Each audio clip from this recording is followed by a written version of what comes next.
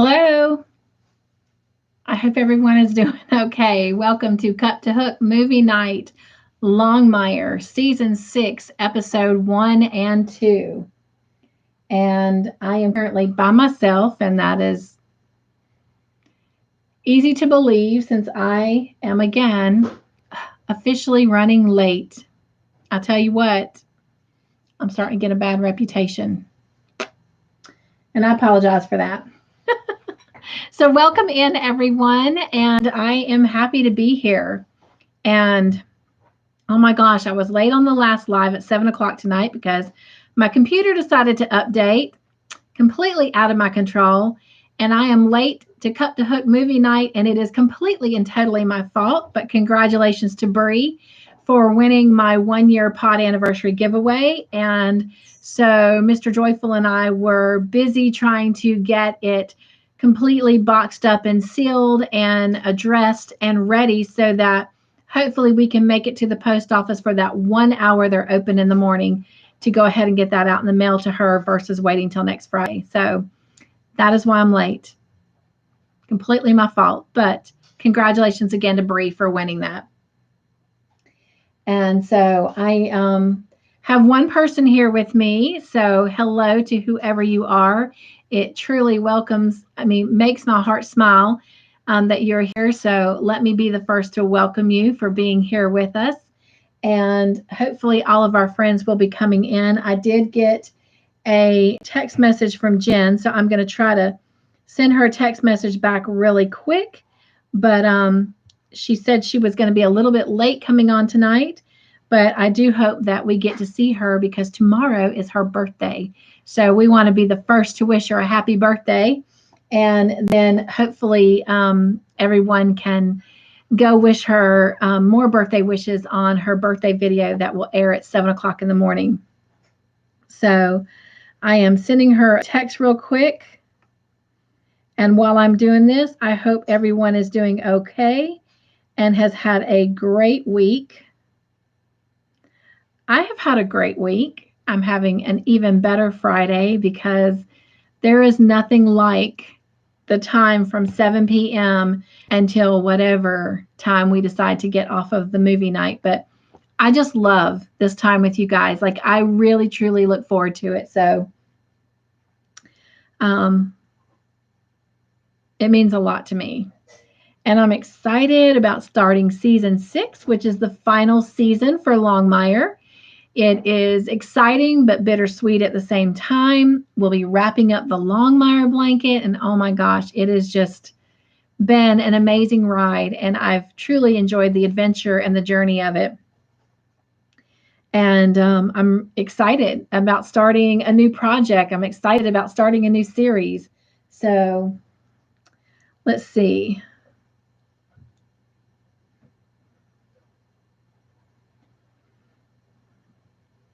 Trying to finish this text to Jen real quick.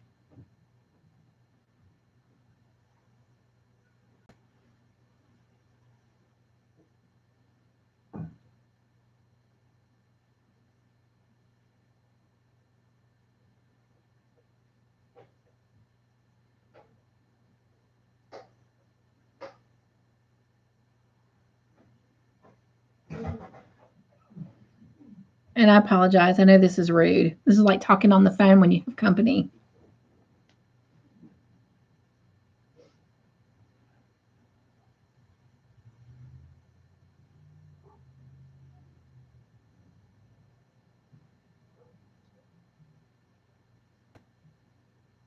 And of course, spell check, it doesn't want to cooperate.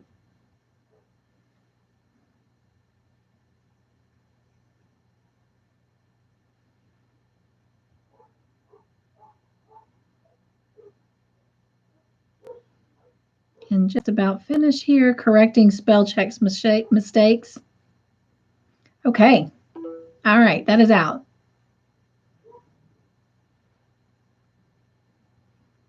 All right. Sweet. Hello, Miss Anna. She says hello, and she says you're fine. So that was a text message from Jen, Anna, and just saying that she was going to be a little bit late tonight. And I wanted to let her know I understand, because sometimes she works those crazy hours and she's on the road for quite a long time. But she said she would stop in briefly, didn't know she'd get to stay the whole time because she's really tired, but we just hope she stops in for just a brief moment so we can be some of the first ones to wish her a happy birthday, because tomorrow is her birthday. So anyway, so how are you doing? Have you had a great week? In spite of, a life, health, I hope that you have. Awesome. She says awesome. So have the little woot woot train, and it made an introduction on my live at 7. So that was cool. And that was Jen. She's saying, thank you. And I'll try to listen on my way home. Sweet, sweet. All right.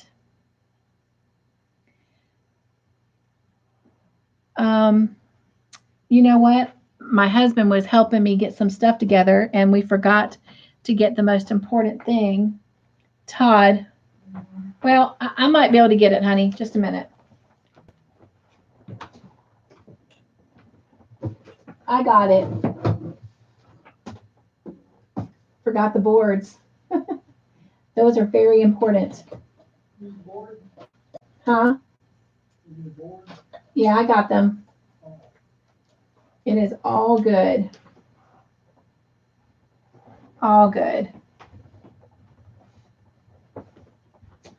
All right, Anna says, I finished the arrows and Dreamcatcher outline. What do you think? Are you as in love with yours as I am with mine? I absolutely love it. And she says, I'm okay. How are you doing? I'm doing great. I got released from the wound care center today. So to me, that is just like fabulous. Of course, it took us about 2 hours to have that visit. We got there for a 9 o'clock appointment, and it was like 10:30 before they took me back. And then when I got back, we had to wait for the doctor. They just were extremely busy today. So bless their hearts. But anyway. All right, Miss Anna, I've got you added on. And hello there, Roseanne. And Anna says, I love it. Roseanne says, hello, everyone. Hello, Roseanne. How are you, love? And how has your week been? And I've just added you to the board. Anna and I were just talking about the Longmire blanket and where we're at. And I received several of your pictures this past week, so I thank you for those. And I've got those added to your folder. And I'm excited. I did show on the last video what I have completed, and I wanted to look at something real quick here as I was trying to get ready. Let's see. Trying to remember. We just completed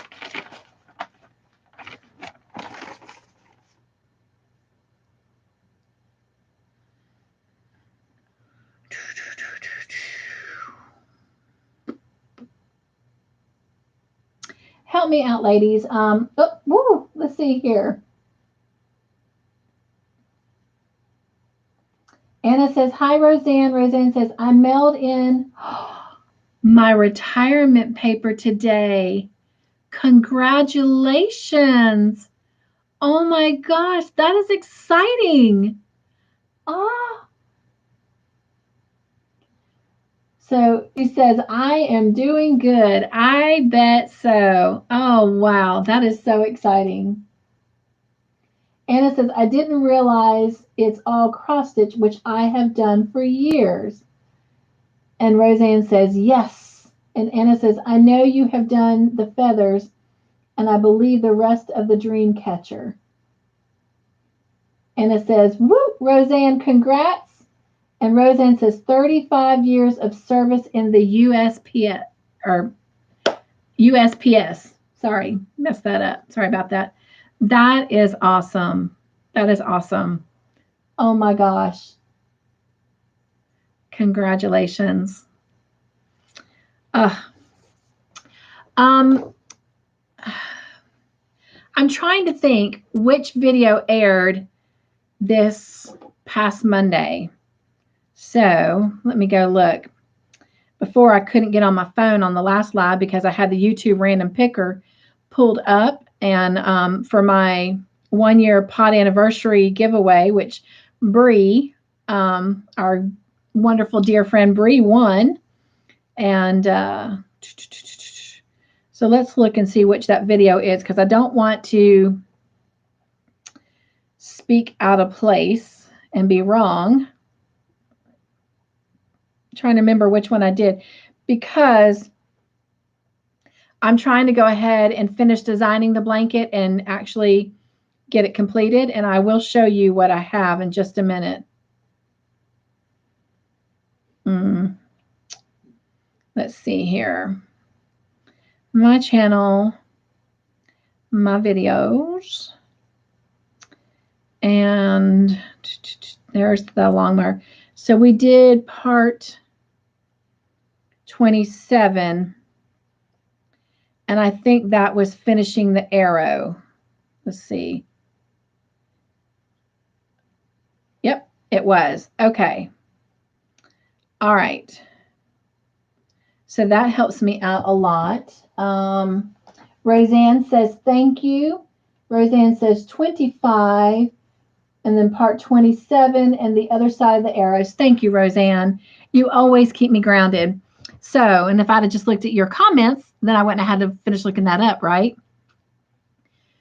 All right. So I have finished designing the rest of the blanket.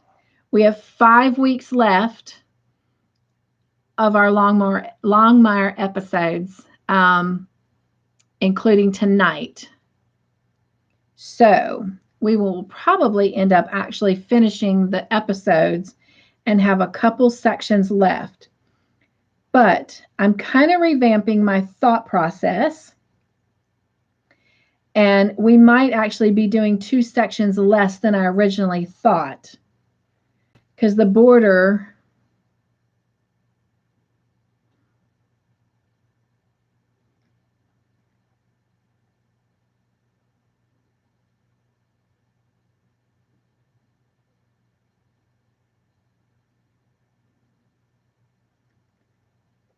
I'm actually redesigning, because I like another idea better than what I had. And I know that's frustrating. I hate it when people do that. So if I'm looking at this correctly, after Monday, we'll have 2 sections, and the blanket will be done minus the border. And the way I'm looking at doing the border,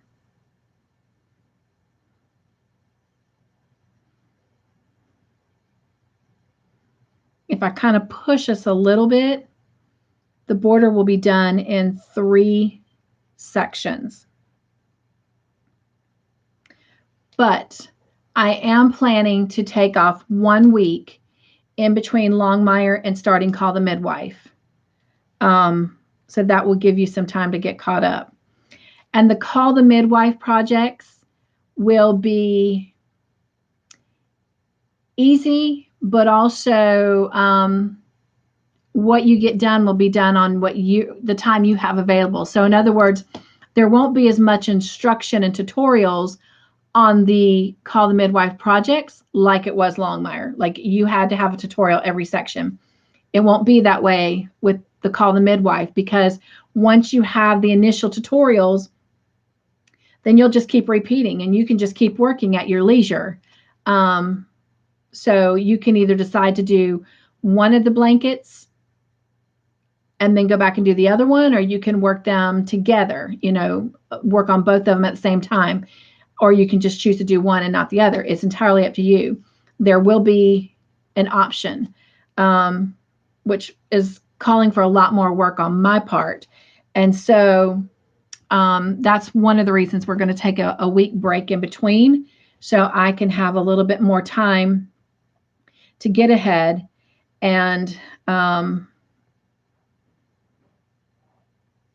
because I imagine at that time, I will also be preparing for either returning to work or looking for a new job. So I have to take some of that in consideration. But either way, both of the projects that we're going to have as an option will be more self-contained projects. In other words, again, once you have the basic tutorial, you'll be able to just kind of go. You know, you won't need me week to week to give you instruction. So that's cool. So, all right. So let me write something real quick while I have a thought.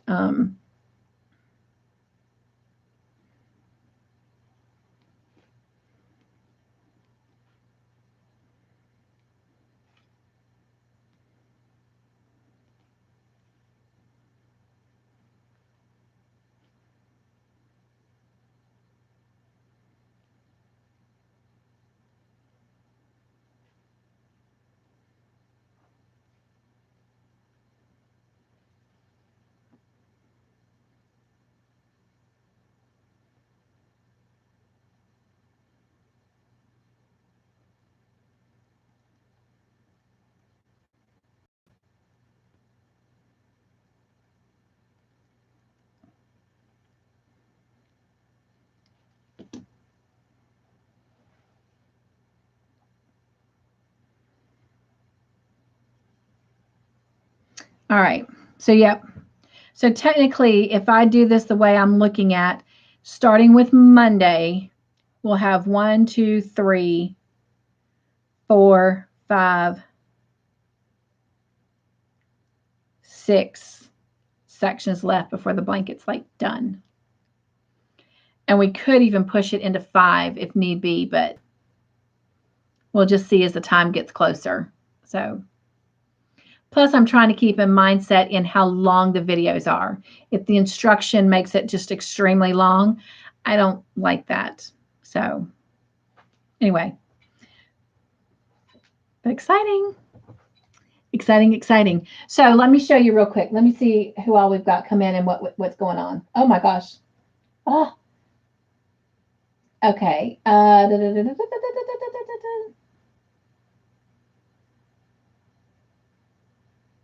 Roseanne says, wow. Anna says, I've been buried under baby blankets. I've made 4 and have 5 more to make. Oh my gosh. You have been very, very busy. Roseanne says, wow, Grandma Anna, great work on your part. Wow, you can do it. Yes. She says 2 of them are for twin girls, 1 pink, 1 lavender. Oh, those are pretty colors too. Roseanne says, nice. And ooh, like those colors. Yes, I like those colors too. Anna says, thank you, Roseanne. Roseanne says, you're very welcome. This is a lot of work. Yes. Anna says, I'm doing them in mile a minute. So one will be pink surrounded in white and the other the same except lavender. Those are going to be so pretty. And I love the mile a minute blankets. And Anna says, I'm happy to do it. Sweet. Okay. All right. I don't know who else is here with us. I've got 4 people in house right now. And I know I've got Roseanne and Anna. So welcome the other 2 people. And glad you're here with us. And let me show you the Longmire blanket currently. So you're going to get to see Monday's section. And that was one of my friends posting a video. Okay. Because it's only fair. I showed it on Cup2Hook Conversations. All right. So this past week, of course, we finished the Dreamcatcher and the Arrow. Hope you can see that. And then this is this week's. So we added 4 colors. And those were my 4 colors.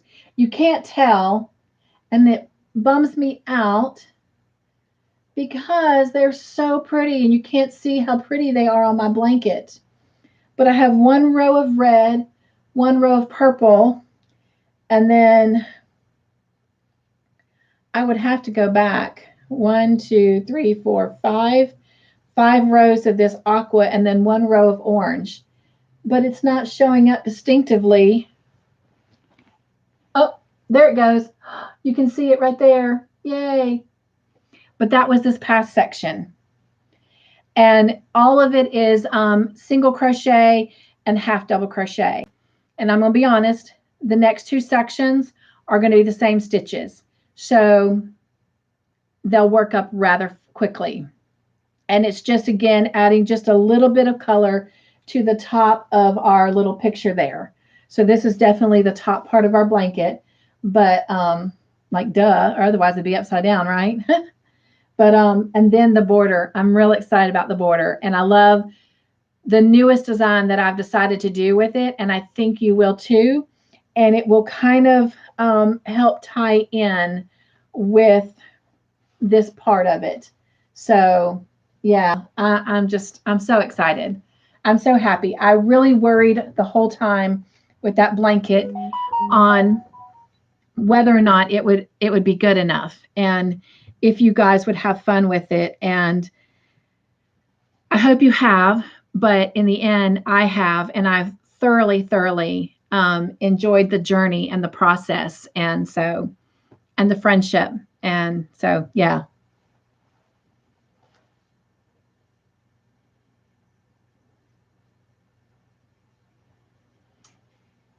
Anna says, welcome, oh silent ones. Yes, yes, welcome. And Roseanne says, nice straight work. Oh, thank you. And Anna says, beautiful, Cynthia. Thank you, Anna. I will get caught up. All I needed was time, which hopefully this week I will have. I've loved making it and being with everyone. Well, first of all, you are a busy, busy beaver. Busy lady. You're not a beaver. But I definitely understand. And then again, hopefully ending it with just the simple straight stitches will help make it even easier. But the next two sections, even what we're adding, are all going to be just single and half double crochets to finish it out. So we're technically done with all the hard part. The hardest part left of the blanket, if you want to call it hard, is going to be not, it'll be like the cross stitching that we kind of did on it, but we're not going to be doing cross stitching. We're just going to be doing stitching, because in the border, there'll be a picture like that section, but everything will be done in straight lines to create what we're creating. I know, it's just so mean, isn't it? But there won't be any X's, so it won't be cross stitching, just making little lines. And yeah, I'm excited. So, and it will help utilize every color, every one of your 12 colors. And I know that just made it kind of went, what? But trust me, it won't be like 12 rows of all the colors. It won't be like that. It will be even better. In fact, going across,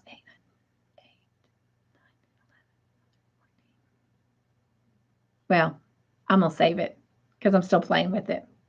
But yeah, the colors will be, all the colors will come out in the little pictures we're doing. So the border itself will only be 2 colors, but then the other 10 colors will be represented in the picture form in the border. So, okay, that's all you're getting out of me.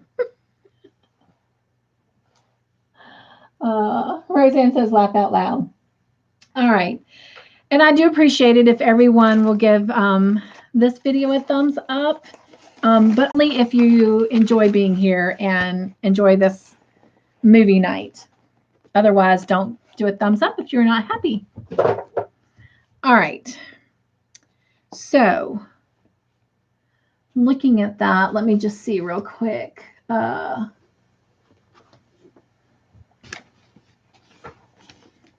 So that's right. Okay.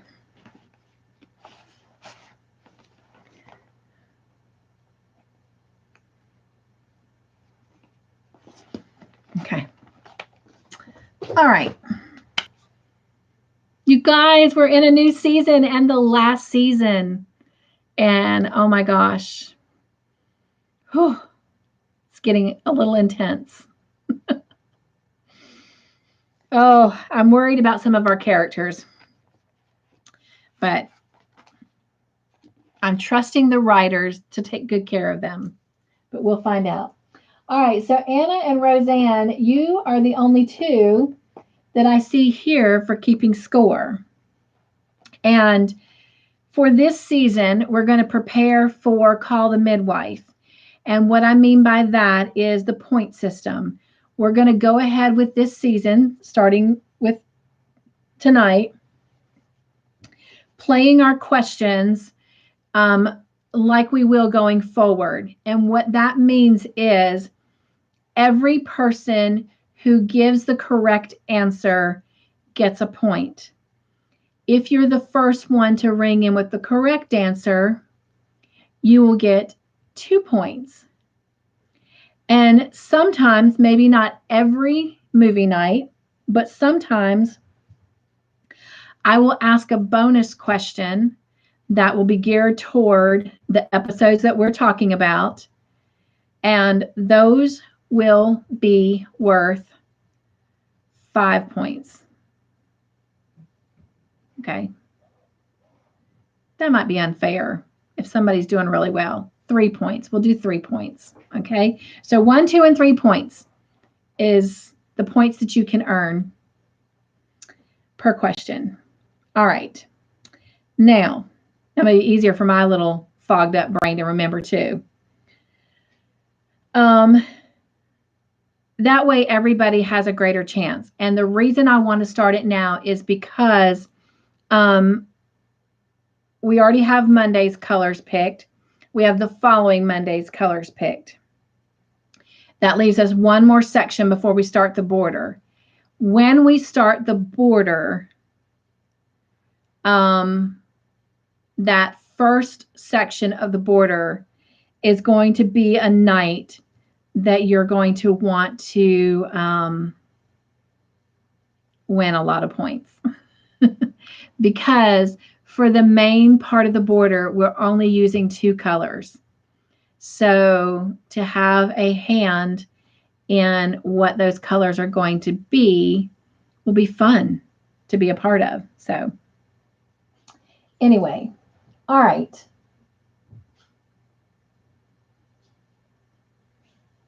Roseanne said thumbs up. Thank you. I appreciate that. And at this point in time, Roseanne and Anna, you're the only 2 here with me. Oh, somebody else just popped in. So we're now back up to 3. Oh, we're back up to 5. I must have been lagging. Was I lagging some? Now we're up to 6 people. So welcome in everyone that's here. We're getting ready to get started. And Anna says, I still need to watch last week's episodes, but I did watch tonight's episodes. Bless your heart. Last week, we ended up not doing questions. We ended up just discussing it. And that was pretty cool because everybody was kind of tired and had had a rough week and a rough day. And so we just talked about it. And we actually got off fairly early for us. So that was pretty cool. Anna says cap locks on. Yes, thank you. I appreciate that. If you will, when you're answering, have your cap locks on because it makes it a lot easier for me to see. And Anna says, welcome everyone and hugs. And Anna, I was talking on Cup2Hook Conversations tonight. Mimi was on there, Mimi Cat Do. And I was telling everybody that the 2 of you ladies give the best virtual hugs. So if anyone needs a hug, they need to come on over and to your channel and get a hug. I thank you for the hugs. Anna says tired. I understand. I really do. So let's go ahead and get started. It's just the 2 of you at the moment. We have 3 people in-house with us. And I've got 2 thumbs up, so I appreciate the 2 of you giving me a thumbs up. And if you guys decide that you're kind of wanting to just do this discussion, then let me know, because we can just kind of go through the questions, Roseanne, like we did last week, and just do discussions. But for now, we can start out with the questions and go from there. Because either way, we'll still, use the eggs to draw our colors. Aren't they so cute? Okay. All right.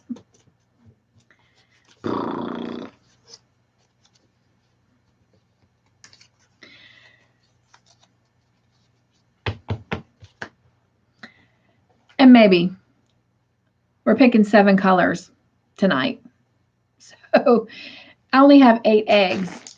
So maybe we'll just pick colors, because that would only leave 1 egg empty realistically. So, all right, my friends, are you ready? Season 6 of Longmire, episode 1. Roseanne says discussion is good. Grandma Anna says whatever Roseanne would like. So if you'd rather do it as discussion, I had fun doing it that way too, to be honest. So that's something too we can start thinking about as this season is coming to a close, how we like that, especially with next series, because since we won't technically be, well, but we'll figure it out, because I'm still keeping track of points for things throughout the season. So we'll just think about it. All right. Sorry about all that, you ladies. All right. So episode 1, who robbed the bank then? Let's talk about the bank robbery. When it first started, I thought the bank robber was Walt. And I thought, surely not. Like, what is going on? Did any of y'all think that? Or did y'all already automatically know it was somebody else?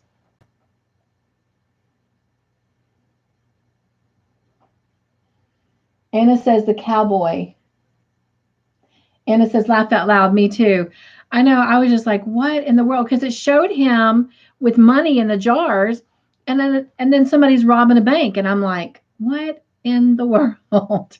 So then I thought, well, maybe he was, maybe it had something to do with an investigation or something, trying to check their security system or what. I didn't know.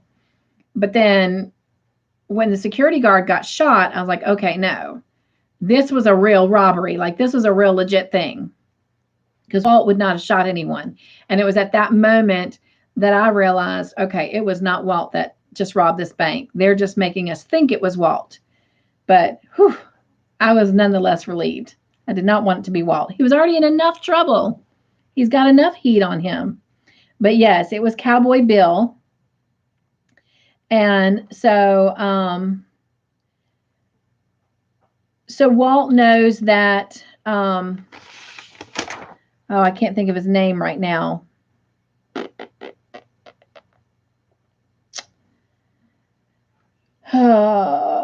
The guy that's suing him, Tucker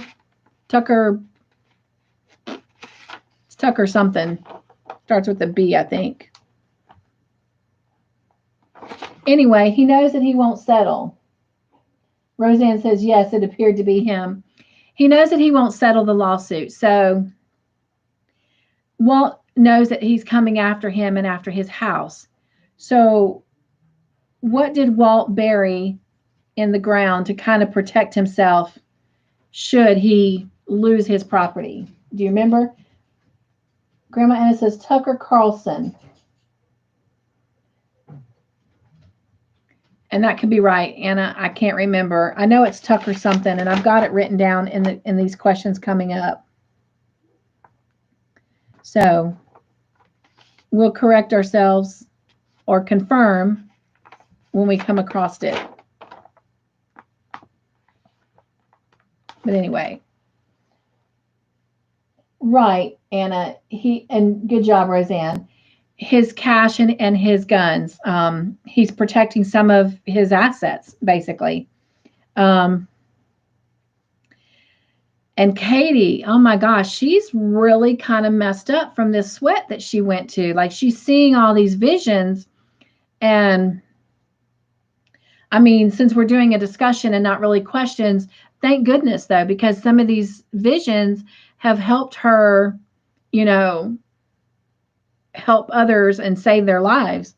But that was something, her waking up outside on the porch of her office there, and then Mandy telling her that she just dropped her honey there because she was just punching her. And I was like, wow, this sweat really affected Katie pretty strongly. So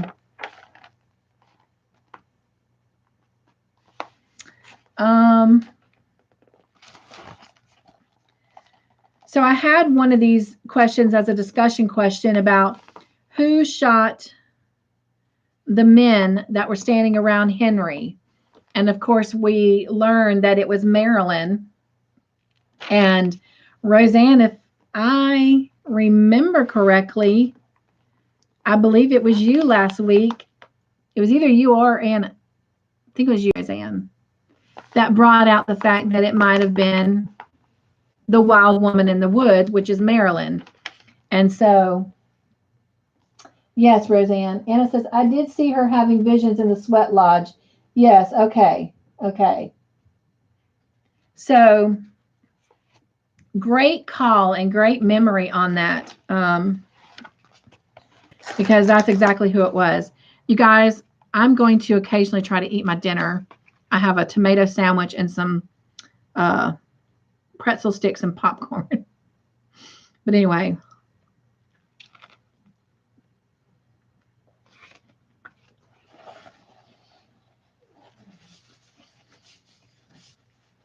Last week I tried to wait till afterwards and I was feeling really sick by the time it was finished, so I have to eat.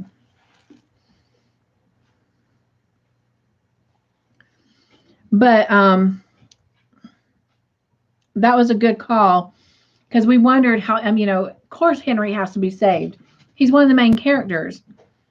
And Roseanne, you made the call that perhaps he would get saved by Marilyn, and he did in a way.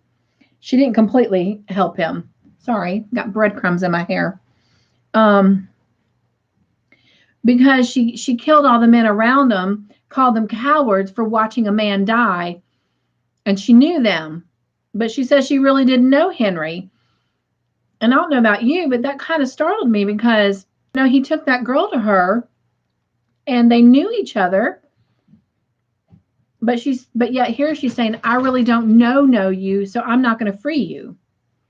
And I was like, what? Did y'all find that surprising?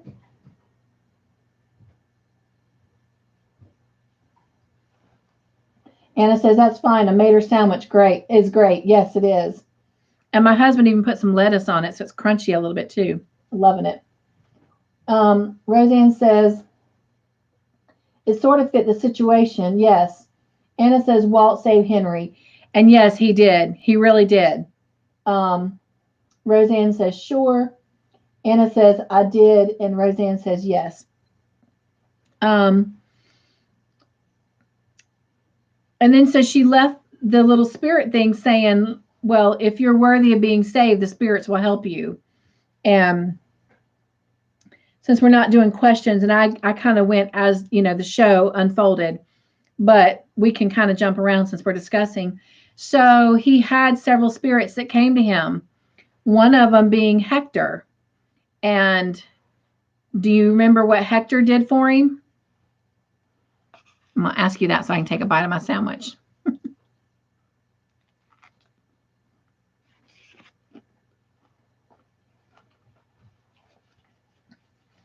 Roseanne says, wow, it sure did. Yes, Roseanne. He shot the rattlesnake. So he saved Henry by not letting the snake bite him. And then he had another spirit that came to him, and it was Minion, the little boy.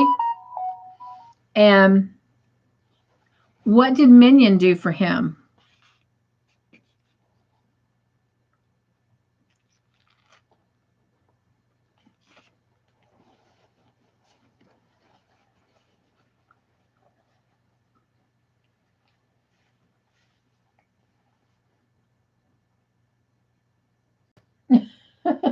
Right, Roseanne? She says, and he told Henry, you asked for help, I help. And Roseanne says, laugh out loud. Anna says, the young boy.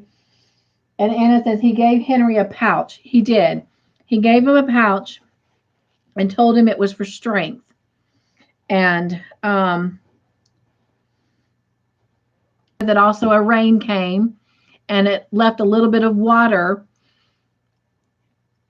in a water bottle that Darius's men were teasing and taunting Henry with. You want a drink? And then he poured over his head. And Henry tried to get the bottle to his mouth, but he could not reach it. And then, of course, after that, we know that Walt and Marilyn come across where Henry was supposed to be, but Henry was gone. And at that point, Marilyn ends up disappearing after Walt goes over a few places. After he saw the birds circling and he finds Henry, Marilyn doesn't help him. And he's trying to get Marilyn to give him water to give Henry. And Marilyn disappears.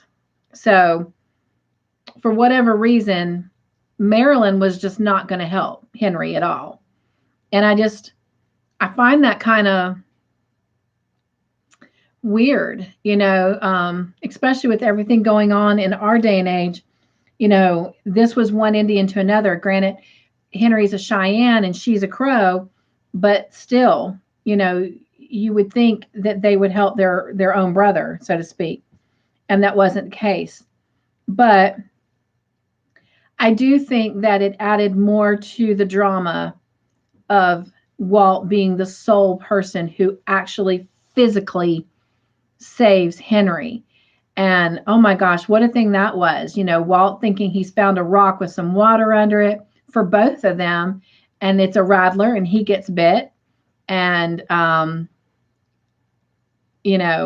but yet he does make it back to the truck and finds even greater strength within himself to get Henry to the hospital. Before we move on from that, though, tell me your thoughts about the fact that Walt had to use the very stakes that held Henry to the ground to actually get him back to the vehicle and save his life. What was your thoughts on that?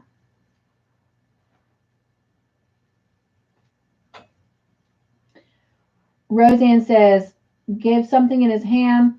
I couldn't see what it was. It was a pouch. And the weird thing is Minion said something about feel or hear the heartbeat. So I don't know what that was about. But of course, he then says this is for strength. Roseanne says, if it rained, then why didn't Henry get refreshed that way by it pouring on him? Because he was passed out. He had passed out when it rained. When he woke up or he came back to consciousness, that's when he realized it had rained. And later, Marilyn said to Walt about the fact that it rained for only 20 minutes. So apparently somewhere, some other spirit or spirit god had caused it to rain for 20 minutes. Not that it ended up helping Henry because he didn't get any of the water. Not when it was coming down and not what little got in the bottle.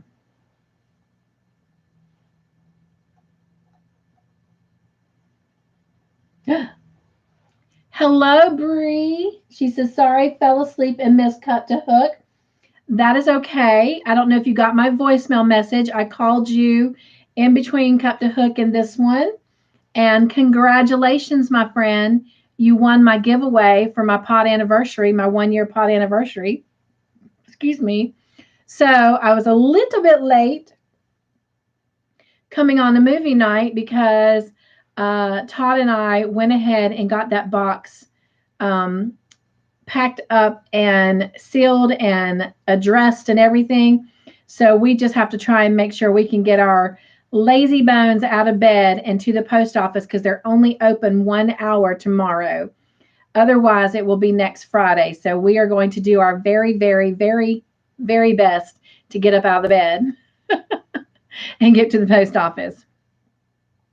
So a lot of it depends on what time I go to bed tonight. But anyway, and I came home after my doctor's appointment today and I crashed hard. Like it took everything for him to get me up the steps. I was so exhausted. And I thought I was going to take an hour nap and I took a 3.5 hour nap. So I'm pretty perky and awake right now. But nonetheless, it is ready to go. So you will definitely be getting it very soon. But congratulations.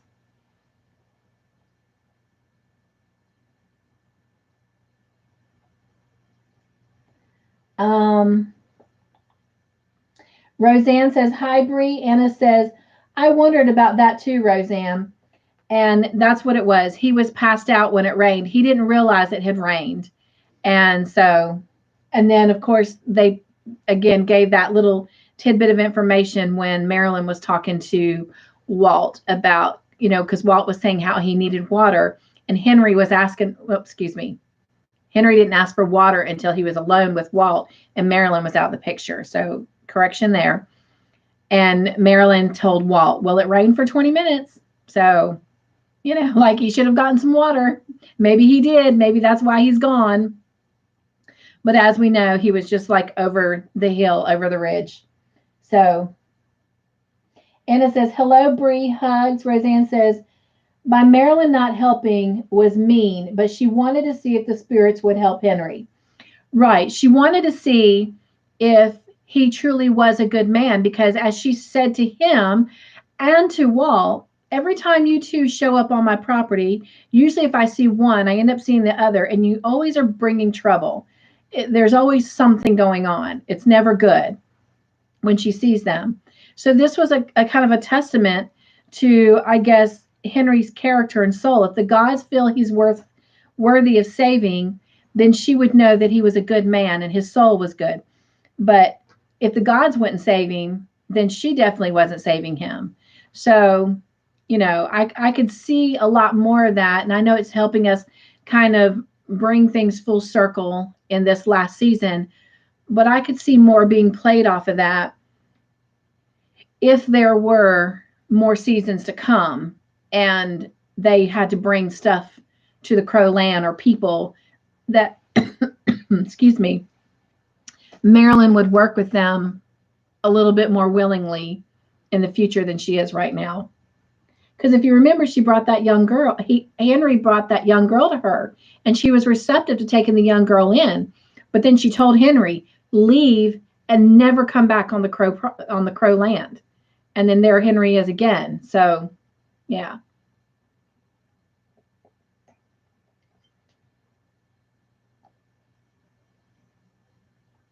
Roseanne says, right, Grandma Anna. Grandma Anna says, Walt never stopped.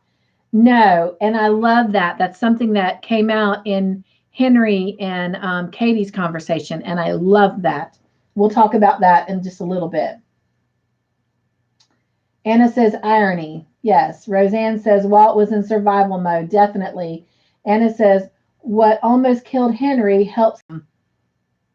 Right?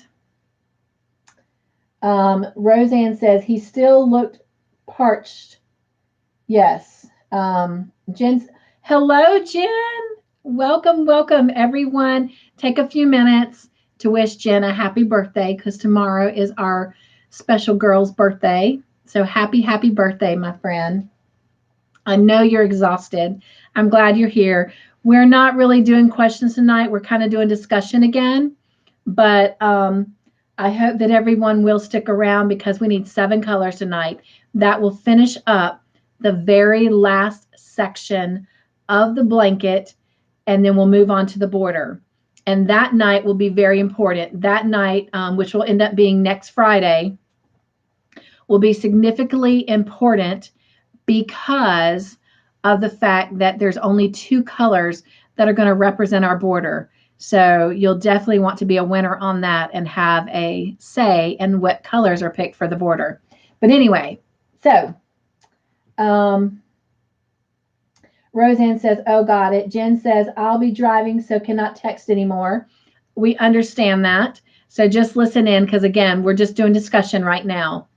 So just glad you're here and glad that we are actually riding with you and helping to keep you awake. So thank you for allowing, us to be good friends to you. All right. And then I'll tell you whoever says hello to you and wishes you a happy birthday. Roseanne says, hi, Jen. Anna says, hi, Jen. Hugs. And those are the best hugs, Jen. And Anna says, grats, Bree. Woo! Bree won the giveaway for my 1-year pod anniversary. And Bree says, thank you. Roseanne says, congrats, Bree. Bree says, hi, Jen. Hi, Roseanne. Hi, Grandma Anna, and everyone else I missed. Yes, we have a couple people that are here with us that are just kind of lurking and hanging out, and I love it. Hope they're working on some kind of whip as they are. And I just appreciate all of you that are here. Bree, again, I cannot thank you enough for coming up with this. Without you, so it's kind of just really awesome that you won my 1-year anniversary giveaway, because the very thing that makes me the most excited, and don't get me wrong, I love doing the devotions every morning. I love the Bible study. I love the tutorials. I love, all of that. But Fridays, and especially this movie night, it's just so laid back and so much fun. It's like having a slumber party every single Friday night with my girlfriends and my guy friends. And I absolutely love it. And we would not be doing this. None of us would be here right now if it weren't for Bree and her phenomenal idea. So cheers to you, Bree.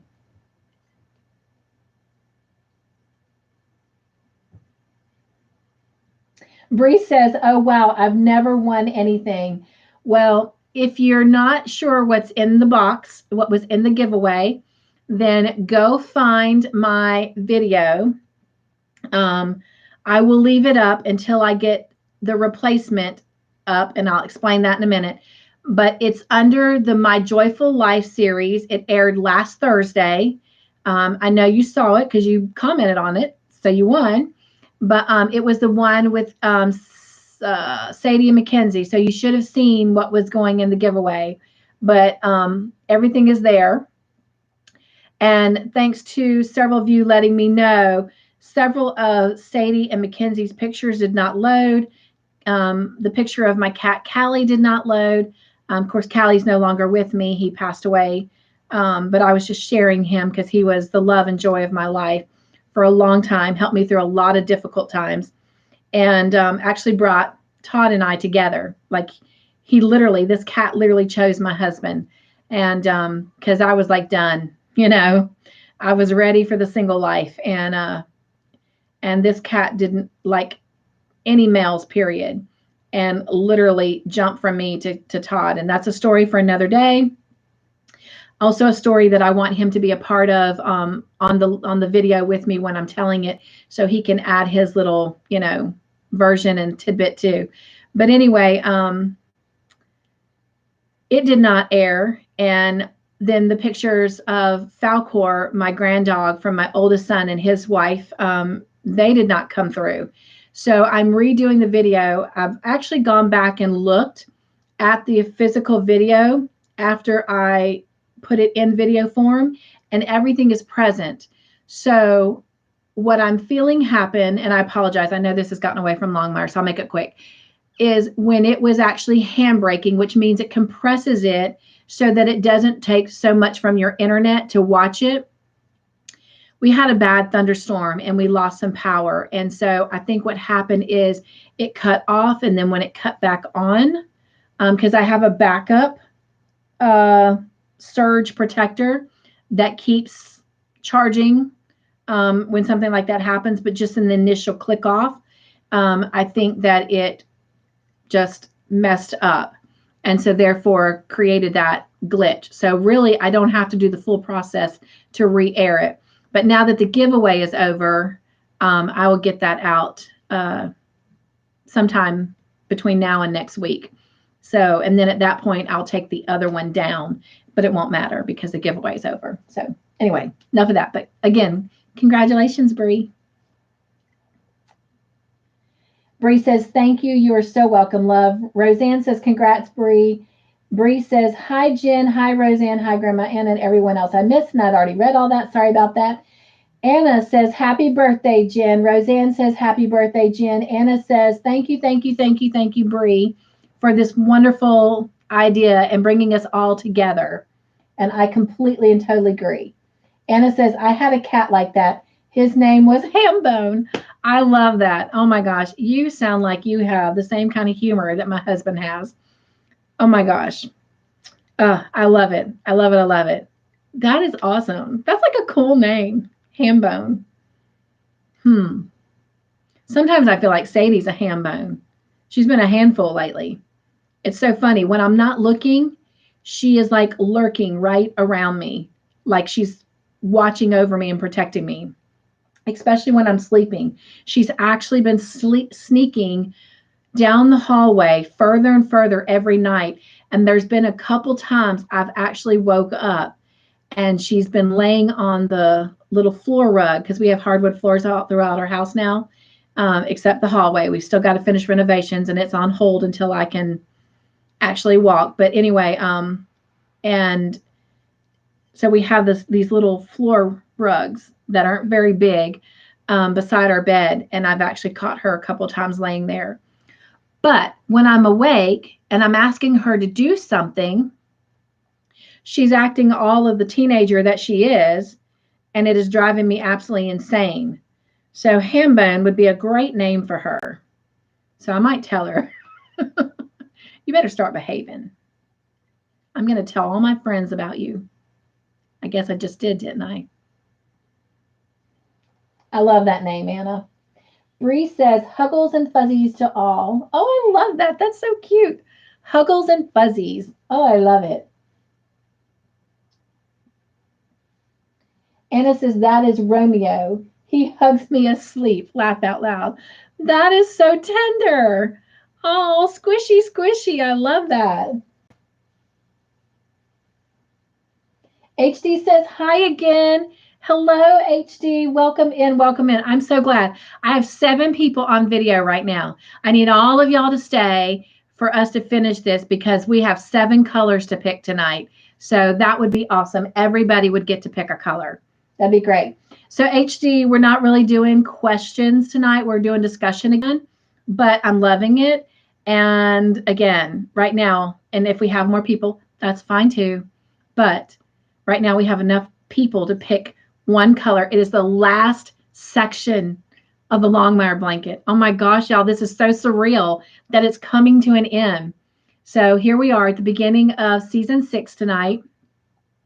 And after tonight, we have 4 more nights and our season is over. And oh my gosh. And tonight we're picking the last colors for the last section. And then to next Friday, we're picking 2 colors to do the border. And that's it. After that, it's just finishing out the blanket and the season. Oh my gosh. So tonight and next Friday, I keep saying tomorrow night. Oh my gosh, y'all want to come on tomorrow night? Because apparently my brain's telling us that.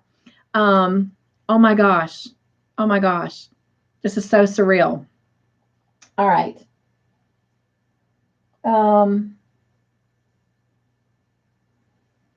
Anna says, hi, HD. Hugs. HD. That's the best hug right there. Anna says, I just read that. Roseanne says, hi, HD.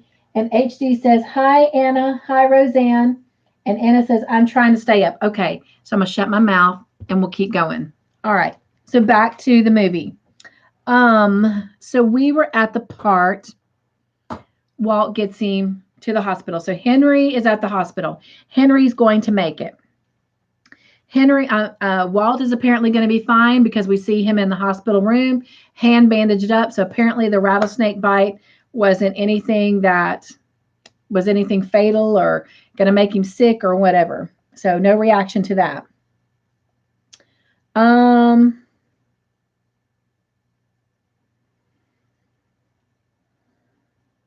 Oh, real quick, back to when Henry was still laying tied to the stakes.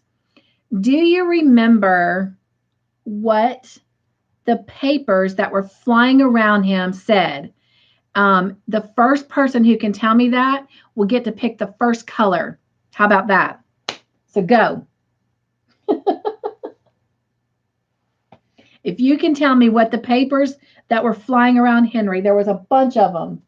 Oh, and Grandma Anna, it was you. So let me get my pen and paper and write that note. You are correct. It said Hector lives.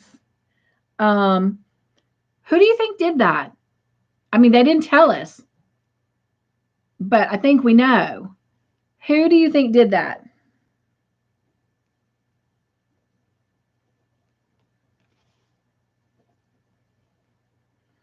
And Grandma Anna, if you want, since we know you're number one, you can go ahead and pick a color 1 through 12.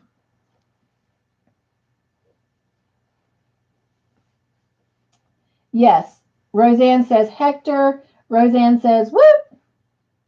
Grandma Anna, woot woot. You did it. Thank you, Roseanne, for reminding me. See, I need you guys. Where have you been my entire life? Thank you, Bree, for bringing all these wonderful people and your beautiful self into my life. Woot woot. I love that my husband knows me, because if anyone else were to walk in my front door right now, they would think I'm totally insane and I've lost it.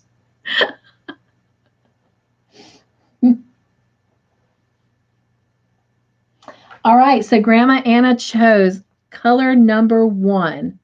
Maybe that's what I'll do throughout our little discussion, is I'll ask some specific questions and that first person can. There we go. All right. We got 6 more colors. All right. Yes, Roseanne, I agree with you. I think Malachi is the one that was behind it, and I think he did it. He may have had Darius actually write them out, but yes, all of this has been orchestrated by Malachi. I 100% agree with that. Anna says, woot woot. Roseanne says, thank you, Bree. I know. Thank you again, Bree. I mean, just think we would not be here without the whole thought of Bree. And poor Bree had so much going on that when she gave me the idea in an email, she wasn't even able to join us for like what, Bree, the first couple seasons. And so I think it was like somewhere in season 3 that she actually was able to come in and be a part of this. And so she had created this beautiful thing and didn't even know it. You know, it's just so awesome. All right.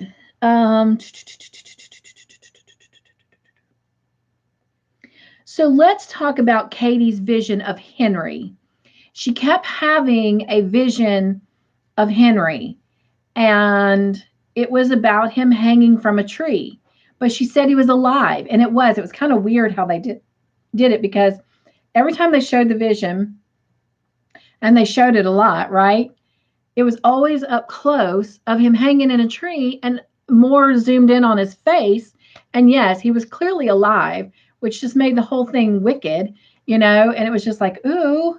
But in the end, do you think that vision had a hand in helping to save Henry's life? And I'm going to take a bite of my tomato sandwich.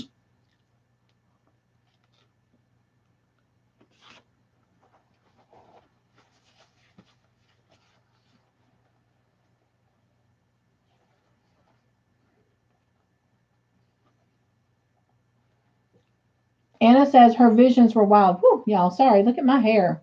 It is getting so long, y'all. I hope I can eventually get a haircut soon.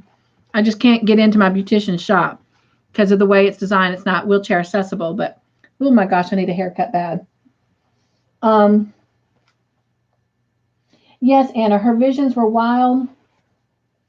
And Roseanne says, oh, yes, absolutely. Because she started going around to everybody and saying, have you seen Henry? And that moment that she had with Walt at Darius's house, where she broke down. And you guys, oh my gosh, that broke my heart. And she said to her dad, this is all my fault. Meaning because she is the one who got Darius out of prison, and Malachi used Darius to do this to Henry. So whatever was going on with Henry, of course, she didn't even know the extent of it, but she knew it was bad. And she felt guilty and responsible. And I mean,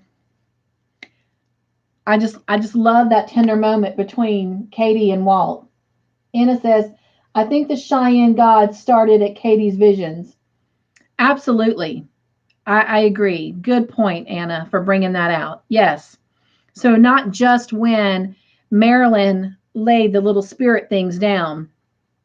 And I found it interesting. She laid 4 down. So it's almost like, did each one of those represent a possible spirit? So let's think about it.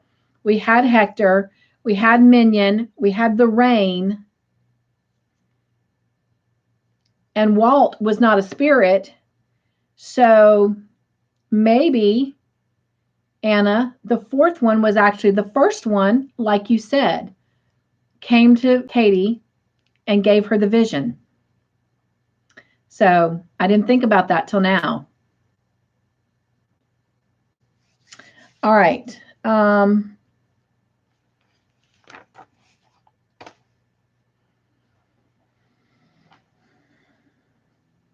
Okay.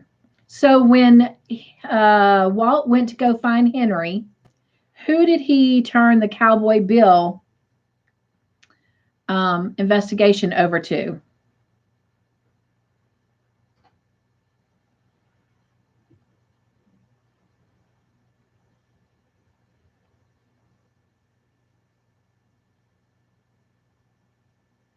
Yes, Roseanne. He turned it over to Vic, and which was a good thing because as we come to learn, um, Ferg is doing his own part for the investigation, but he's kind of got his hands full, and we'll talk about that a little bit later on. All right. This next question is going to be for picking a color. First person who rings in. How did Walt know to find Katie at Darius's house? How did he even end up there with her? How did he know that she was there?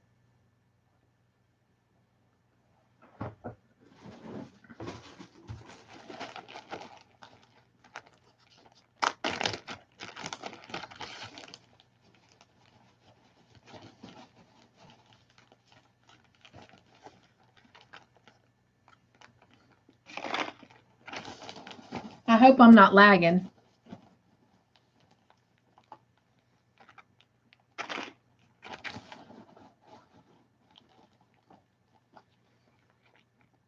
Good job, Anna. You are correct.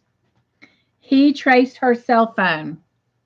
So, and as we know, Katie was not happy about that, but I think she got over it quickly because then she was able to talk to her dad about the vision and, you know, getting Darius out of jail, which Walt already knew, but I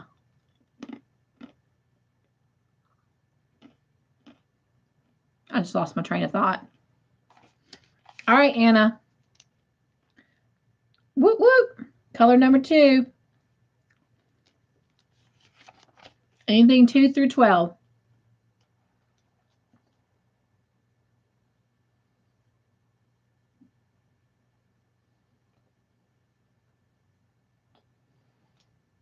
Roseanne says, yes, Grandma Anna, I forgot. Good one. And she says, I choose number 9. Whoop, whoop. Sweet. All right.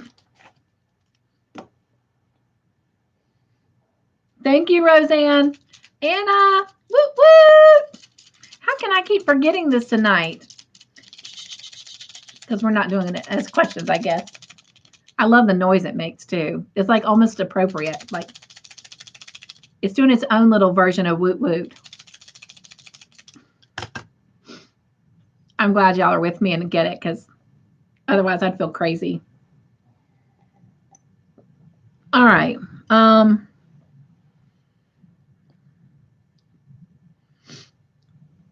But now in the beginning, before she got to the car, she was upset because it did make it look like to Darius that she was setting him up. And she made sure that Darius understood that that wasn't the case, although Darius didn't believe it for one moment. And of course, he leaves.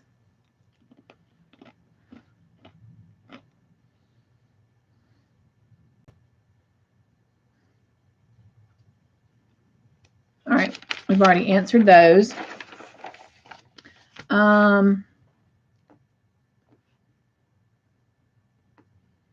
Okay, this will be for another color. This is a good question to ask. The title of tonight's episode 1 is actually titled The Eagle and the Osprey. Marilyn asked Walt if he was the eagle or the osprey. What did Walt say he was?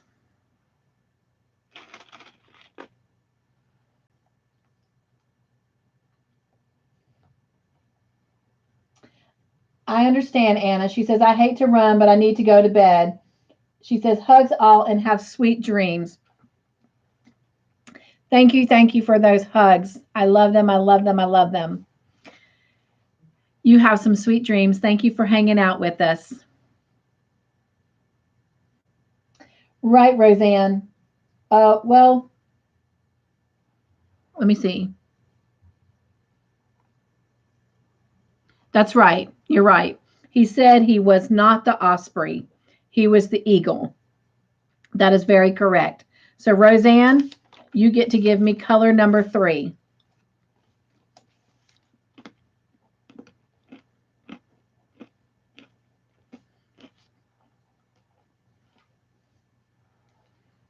Roseanne says, good night, Grandma Anna.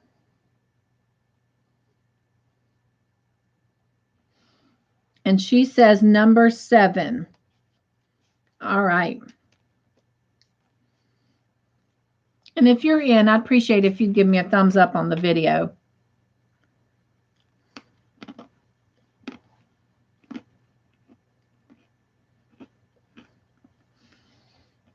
All right.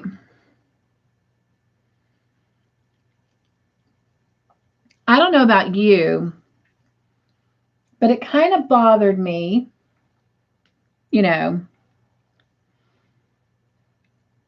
that when Marilyn offered to help Walt,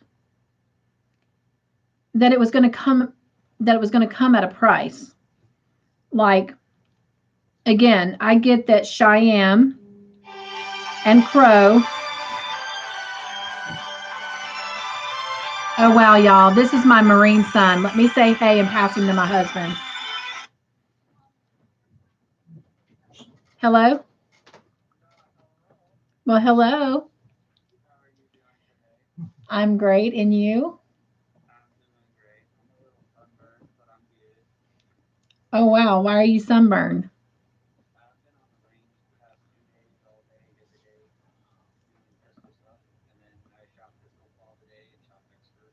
Okay, so with your actual job. Oh, wow. Sweet. I hear you. Well, it's nothing better than being on the Marine Corps' dime and doing it. He's on the range shooting for his job. I'm on a live, so everybody's kind of listening. You're not on speakerphone though, but I wanted to answer and say hello and I love you. I'm going to pass you to Todd. Since it's Friday, are you off tomorrow? Okay, but can I call you later? Okay. Well, I love you, and I'm going to pass you over to Todd, and I will talk to you in a little bit. All right. I love you too. And my friends are saying hello. He says, howdy back. Okay, Bree, he's over there near you. So that must be how they say it. Howdy. All right. I know I have another friend from Texas, and she always says howdy too. So, all right. I love you, baby. I'll talk to you in a little while. All right. Bye. Oh, I'm so sorry, y'all. I would not pick up the phone on just anybody, but oh my gosh. I haven't talked to him in a while. And I really had hoped that we would talk over Easter, and we really didn't get to. So, oh my gosh, it's been 4 weeks since I've talked to him. So that just okay. Got to bring me back down. Sorry about that. Thank you though. Yes, Roseanne, it is a Texas thing. Yes. Um,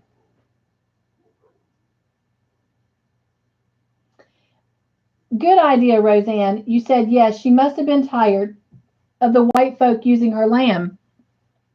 But even Henry and all them, I mean, they're, oh my gosh, like to have a friend like that, that would be so selfless. I mean, Walt didn't stop and think about it. When she gave her suggestions and her demands, so to speak, I mean, he just reached right into his pocket and he pulled out that envelope and he handed it to her. And as she sat there and opened it and kind of thumbed through the money, I was just like, I don't know. I personally couldn't do that. I could not take something from somebody like that, but that's her. This is me. But like you said, Roseanne, she's mentioned it time and time again to Henry and to Walt. Y'all come through here and you're always bringing bad news. You're always bringing bad with you. Something bad is happening. And you're right. And she doesn't care for Darius and those men or Malachi. And even though Darius is still alive, Malachi's still alive, she shot all those men and she didn't think twice about it. Didn't even flinch. Had no remorse, so to speak. She's like, they're cowards. And so you're right. I think she is frustrated about, because she said it's an awful piece of land, but it's good for people to come do dirty and evil things on because it's hidden. And she's tired of it, you know? Oh no.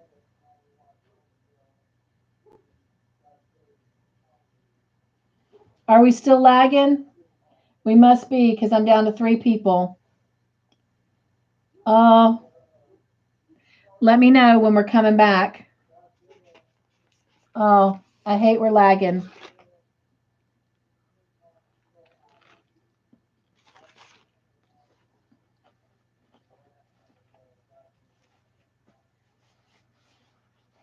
All right, Roseanne's back.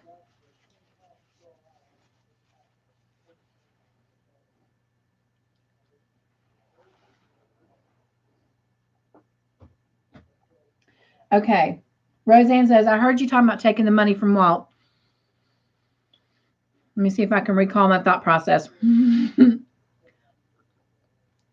When she took the money from him, though, I went from being angry and frustrated at her to I got emotional because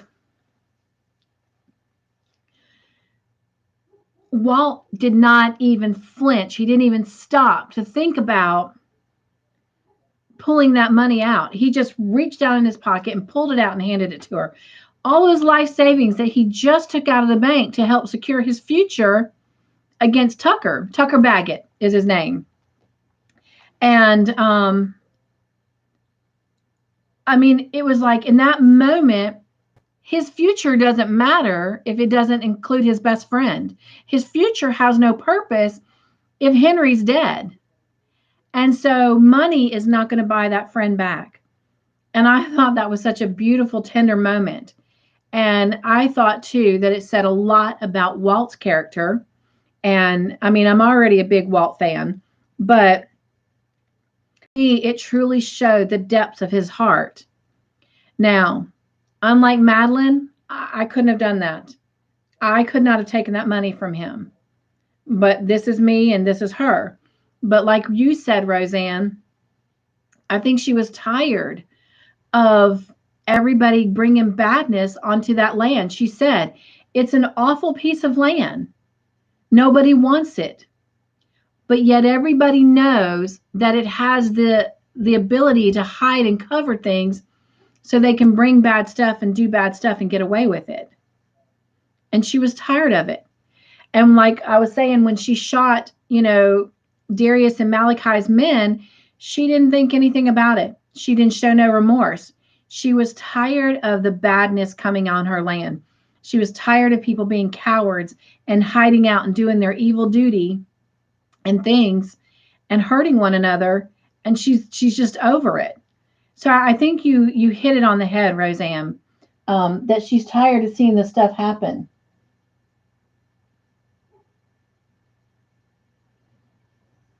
Roseanne says, right. And that will be blessings for what Tucker will take from him. Oh, that will be less of what Tucker can take from him. Absolutely. And she says she knows that the white folk have money and are rich, so she knew she could take it. Right. Walt's going to be fine. I mean, he's got people in his life that are going to stand up for him and make sure he's taken care of. And I think you are absolutely right. I love the fact, though, that this continues throughout the whole journey of Longmire to show us, the beauty of this kind of friendship. I mean, Walt and Henry do not always agree. And clearly we know they do keep secrets from one another. And we know that they argue. We know that they fight with each other physically. But at the end of the day, they have each other's backs. And nothing is more important or more valuable than that friendship. That friendship is in it for all the right reasons and for the long haul. And if any of us can say we have a friend like that, even if we just have one, we are so doggone blessed. And so, if anything, that's the one thing I want us to take away from Longmire. And maybe it's something you can answer right away, and maybe it's not. But who's your Walt? Who's your Henry? And whoever that person is, I encourage you before we finish out Longmire to make sure in some way or form, whether you text them, email them, call them, mail them a card, whatever, reach out and just let them know how much you appreciate them. Y'all, life is too short. And I'm not trying to take a movie series and turn it into a sermon, but to have a friend is to be blessed. To have a friend that sticks closer than a brother. Proverbs, 17:17? I mean, one that will lay down their life for you. That is a gift that just doesn't come every day. People hurt people. Some do it intentionally, some do it, by accident. They have no bad intention, but it happens. We get hurt by people. We get let down. We get disappointed. But to have that one person, even on the worst days of disagreeing with one another, deep down that they love you. They are your ride or die, So, yeah, I encourage you before we finish this to figure out who your Walt or who your Henry is and reach out and thank that person. So, Roseanne says yes. And Roseanne says, my best friend and I are from junior high school over 45 years now. That is awesome. My very first friend, we met in kindergarten, and I've mentioned her before. Her name is Sonia, and she lives in West Virginia now. We met each other in Florida, and like you, I mean, we have been friends for, oh my gosh, I'm fixing to turn older. So ours has been 47 years. And so do your math, you'll know how old I am. Then my second friend that I met, I was 6. I was in first grade. We moved from Florida to South Carolina. And I met her at church. and we are still great friends today. In fact, she called me tonight and asked me if we could go to dinner and meet her for dinner tonight. And I said, nope, not tonight. I can do any night of the week but Friday night. Fridays are already planned. And then she's like, oh yeah, I remember. But anyway, and so, I mean, I've known her, for almost just as long. And even though we don't get to see these people all the time, it doesn't matter. You can pick up right where you left off. And I think that's how Henry and Walt are. No matter, because they've both been living kind of separate lives for a while.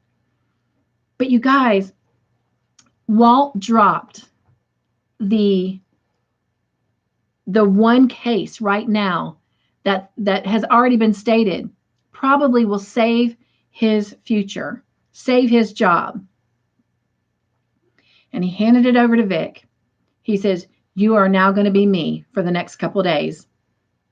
And he left to go take care of and find Henry. Like nothing else matters without that friend, And I just really dove into that part of the story. I just loved it and found it to be beautiful. And I thought, how appropriate for us as we start to come to a close of Longmire and the journey that we've been on and the friendships that we've established. Yeah, you guys all know what I look like because you can see me. I can't necessarily see y'all. But none of that matters, And what matters is what we see and feel in the heart. And you guys, I mean, again, like I was saying, we get hurt by people. People hurt us. Sometimes intentionally, sometimes not. But they let us down. And I just love the beauty of this friendship. I'm going to move on. Roseanne says, yes, godsend, cool, wow, yes. I just think it's beautiful. And yeah. All right.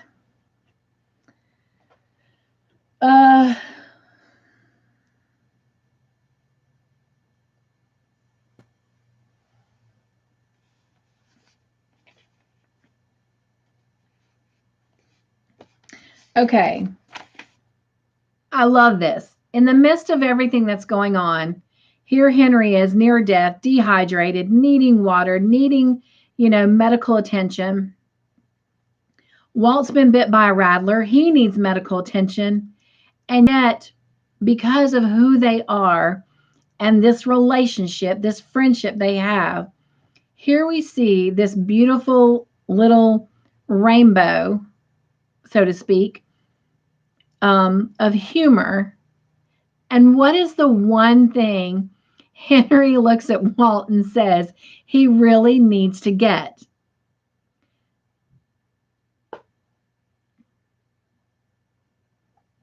Do you remember? It's been kind of a theme throughout this whole movie series. Oh, wonderful, Jen. She says, I'm finally home. Thank you for getting me home safely. You are more than welcome, my friend. I'm just so glad you're home. I know you are too. Oh, please take a moment and take your shoes off. Maybe go get in some comfy pajamas. Oh my gosh. So glad you're home. Yes, Roseanne, a cell phone. Oh my gosh, this man needs to get a cell phone. But then what's even sweeter is the same humor. What does Walt say back to Henry? Well, do you even think I can get a signal out here? And I'm just like, I just love these two. I just love them. So I just thought it was great. And I had a discussion question, and it says, Walt and Henry across the Crow land, friendship, brothership, all of that. And then how even standing in the hospital room, Henry's in the bed, Walt standing by the bed, and then Katie comes in. And like it does a full circle. It goes from friendship and brothership to family. And I love that. I love how we can have, a sense of family unity with people who are truly not blood related to us. And that's how I feel about you guys, So, I mean, some of y'all, I know your background and where you come from, and some of you I don't. But see, none of that really matters, you know? Um, we come together and we just have fun, you know? We see each other as our true self, and we don't have to hide behind a mask or anything. And you guys, I mean, if anything, that's a positive take that I'm taking away from COVID is the beauty, beyond the mask, so to speak. So, anyway, all right. So, before we go over into episode 2, um, in the end, who shot the security guard? Was it Cowboy Bill? Was it the supposed reporter? Who was it? And they've not revealed it yet, but is Cowboy Bill, is he acting on his own? Does he have an accomplice? Does he have several accomplices? What's your take on that?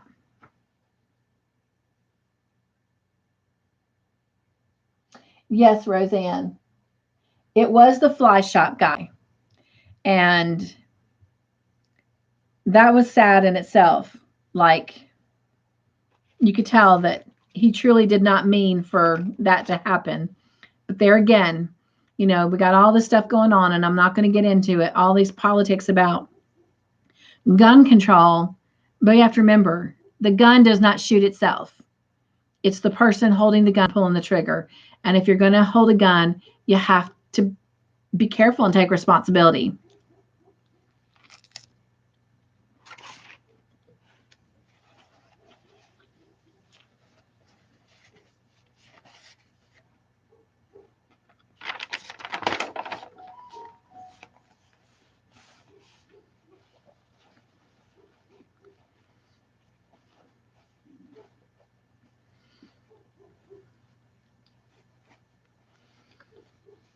All right. So episode 2 starts, and we got Walt and Henry in the hospital room. And Walt does not want Henry to go home. He wants him to come to his house.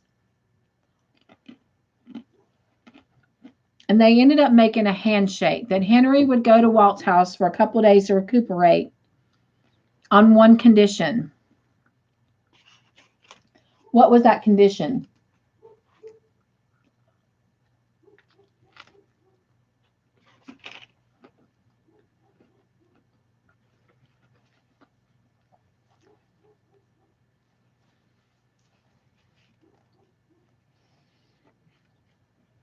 Good job, Roseanne.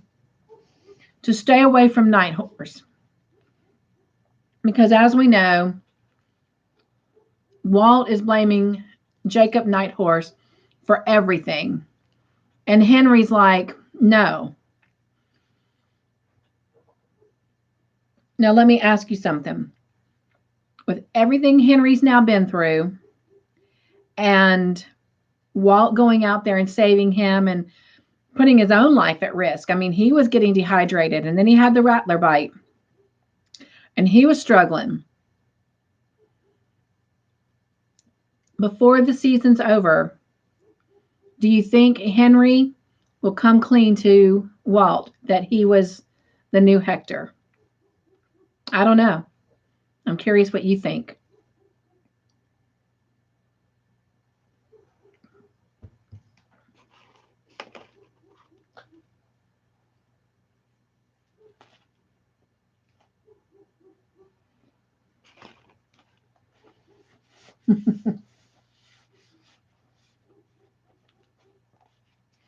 Yes, Roseanne.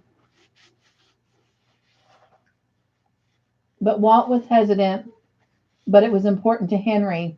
I think so. That's what friends do. Yes. It killed Walt, as you know, to shake hands with him because he believes that Night Horse is the root of all of this. And because if you remember, when Walt learned about the books, And he tried to get him from Night Horse, and Night Horse was like, no, he wasn't going to hand him over. Which we know that he eventually does. But anyway, you're right. That he eventually does. But anyway, you're right. It was very hard for Walt to shake hands with Henry that he wouldn't do it. But Walt,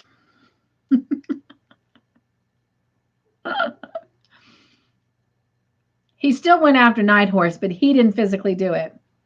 He had Katie do it. And you guys, when she turned around with that stick, oh my gosh, I knew in that instant what was about to happen. And she beat the crap out of him.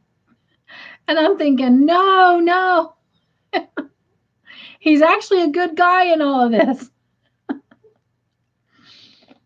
But it was kind of funny. And I did feel bad for Katie later because she was like telling Henry, I beat the crap out of him. But Night Horse is a big guy, and he can take care of himself. But oh my gosh. Roseanne says, whipped his butt. Yes. And she said, and Jen says, I loved it. I know, Jen. I know it's not funny to watch somebody get beat up. So please, if anyone is new to my channel and just coming in and don't know anything about the Longmire episodes or series, please do not read into this. But to know these characters and to watch this happen, in that moment, I knew poor Katie had been played by her dad. And Katie's trying to stand up for what's right in everything, the whole, everything she's doing on the rest, to things with her dad. And again, she loves her dad, but they have to agree to disagree sometimes. And oh, he cannot stand her working for Night Horse. And he's done his darndest to convince her. But oh my gosh, she's wailing on him and she's screaming at him. And his bodyguards are like, whoom. And he's like, no, no, no, no, no. It's all good. Because he knows, she is her father's daughter. But anyway, I'm glad that Jacob was able to see through everything and not hold it against Katie. Now, Katie, on the other hand, not so much, because we hear her telling Henry, I may not even have a job, But I don't think that's the case because, then later we know, well, let's don't jump ahead. Okay. I just, oh my gosh. Whew. So yeah, to say I enjoyed a scene where I watched somebody get beat up sounds really inhumane and awful of me, but to know the story and to know the characters, yes, it was a beautiful scene, and I had a deep belly laugh, and it was great. Roseanne says, yes, me too. Okay, so I'm so glad to know that we're on the same page. All right. And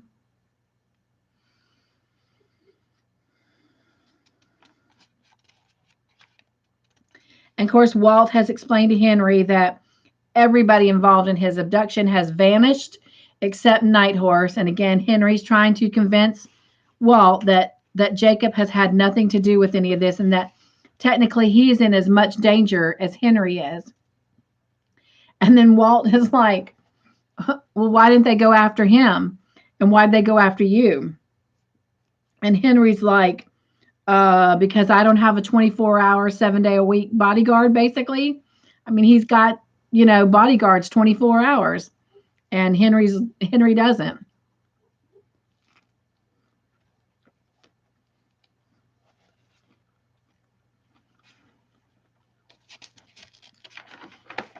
I definitely think Henry has a guardian angel. That is for sure.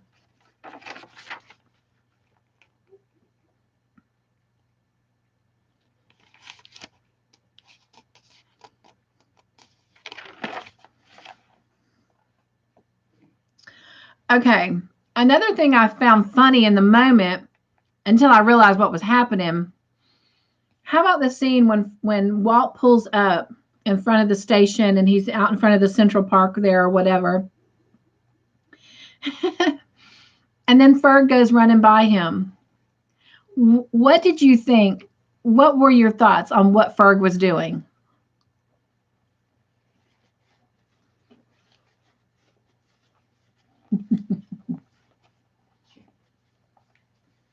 Roseanne says, laugh out loud. That was funny.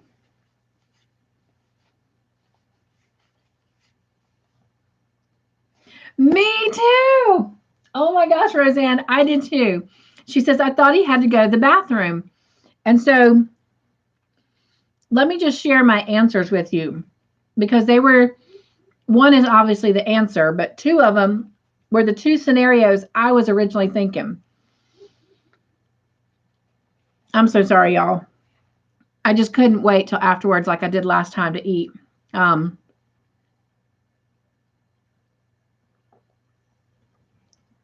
Because as he's running by and he's running, bless his heart, so funny. He's looking at Walt the whole time, like, I got to get there first. So my question was, Ferg ran past Walt to do what? And my answer was A, go to the bathroom. So I thought he really had to go to the bathroom.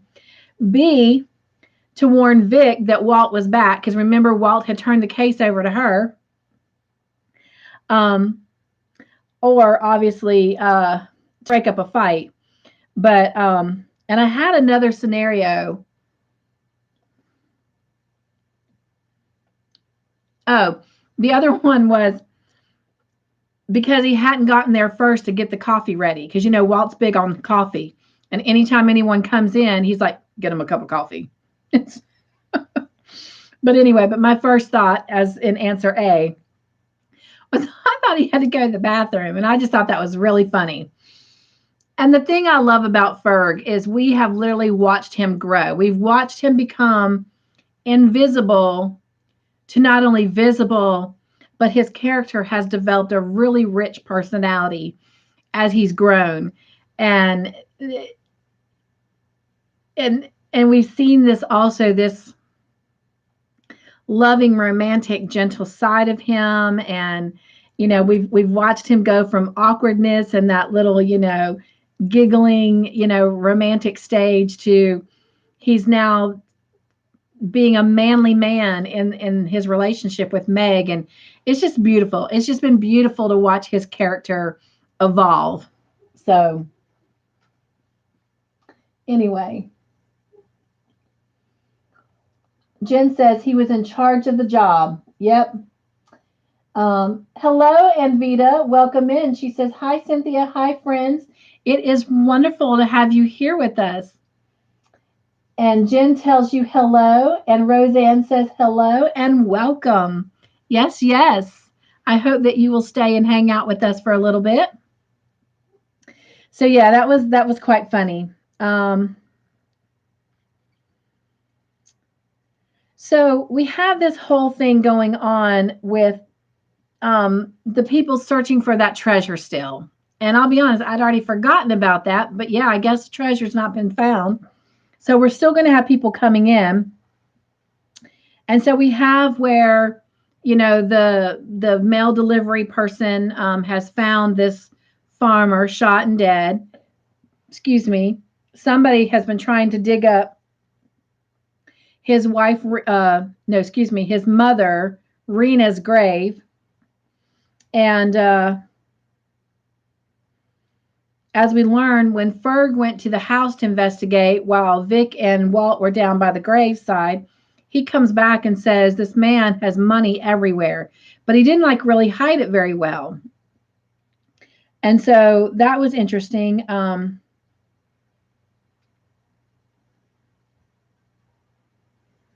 they ended up finding over 40 grand there.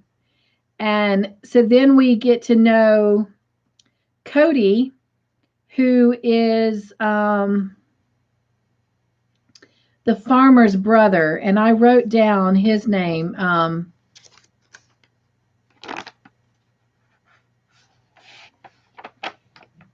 Dub. Dub is the farmer who is passed away and who's been shot. And Cody is the brother.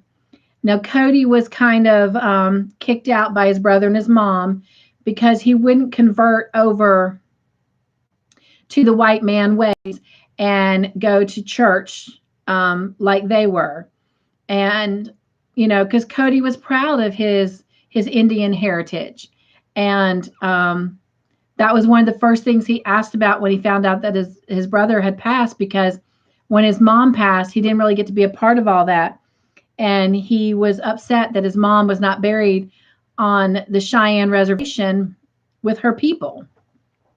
And he asked about the Native American artifacts that she had and wanted to know, did his brother, you know, sell them? And of course, we later find out that he didn't, that they were in the box that ended up getting dug up from her grave with her ashes in it, but also the artifacts were in there. And I was kind of really happy. I love that story came full circle in a good way, that Cody was able to have those things back that were family heirlooms. And that in a way, after being kind of, you know, ostracized from his mom and his brother, that his brother's fortune ended up being his. But in the end, I don't think it was the money that mattered to him. You know, that was just an extra bonus. I think having the family, you know, heirlooms meant a lot, and having his mom and being able to have her buried on the land. But see, Indian, you know, as we learned with David and Jacob Nighthorse during that time, when they're buried, you don't dig them back up. It's just like, you know, bad juju for them. And so I love the genuineness that Walt gave to Cody when he says, I'm sorry that your mom was dug back up, but here, these are yours. And then he walks away. He leaves Cody completely isolated and alone to have that intimate moment by himself, to open the box up and to go through everything. And so there's just a lot of beautiful artistry I felt in the director's writing for these two episodes.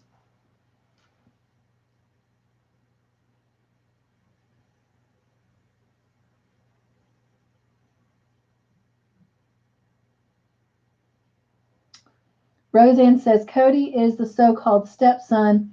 He didn't refer Doug as his father, not brother. What brother? Yes, that was so nice. You know what, Roseanne, you are absolutely correct. That was his stepfather. Dub was his stepfather. You are absolutely correct. The brothers are the two treasure seekers. So you are correct. Thank you for that correction. You're absolutely right. And they still ostracized him when he would not convert over to the white man's ways, because Dub was a white man and his mom, of course, was Cheyenne.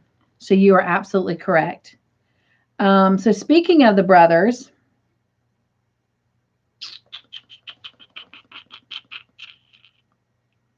we meet Jay, who comes into the station to say that his brother Adam is missing.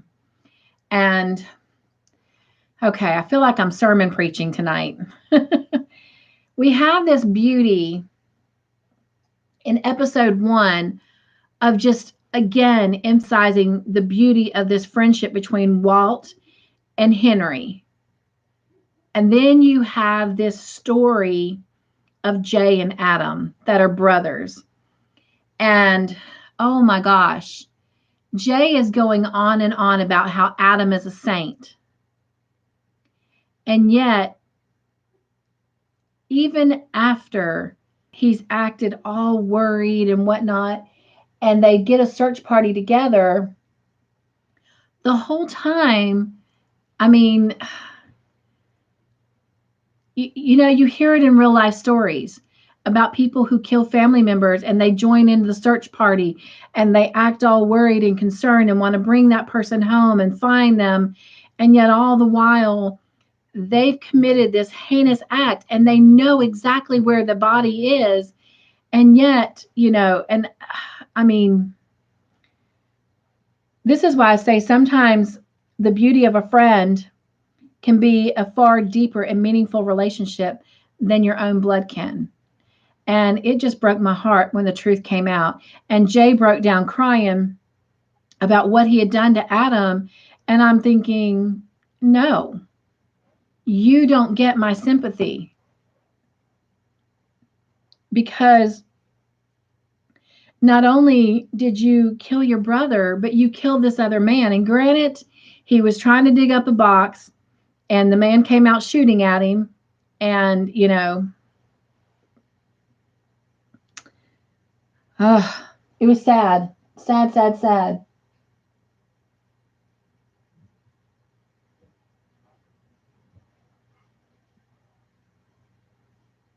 Roseanne says, "Oh, those brothers. No, no, no, no. You were right. I was wrong. I was in the beginning talking about Cody and Dub and Cody's mom, and you were correct. Dub was his stepfather. Then there were the two brothers that were the treasure seeking team. Um, so I was correct. I was incorrect when we were originally talking."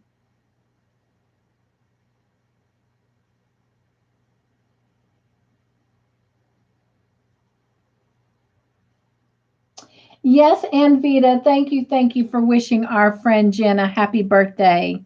Um, and Jen, again, there will be a video tomorrow morning for you. So please be sure and go read that throughout the day and hear and see all of the birthday wishes that you will be receiving. And everyone, please go over and wish Jen a happy birthday in the morning.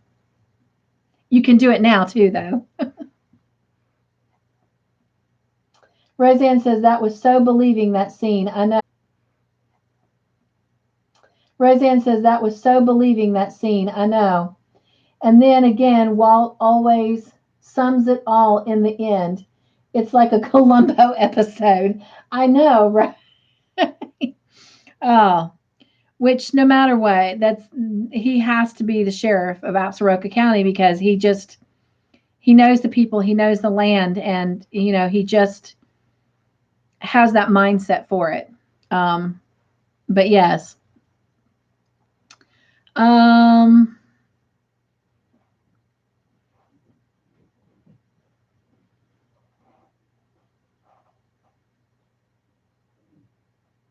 it was cool to see Lucian come back into the picture. Of course, he was at the Dodds Ridge where all the treasure seekers are at. And of course, in the end, he's the one who dug the box up that had Cody's mom's ashes and heirlooms in it. And I love that coming back to Jacob and Katie. I love again there. He says to Katie, before you go swing a big stick again, go talk to Henry. So I laughed at that. I got a good chuckle out of that. But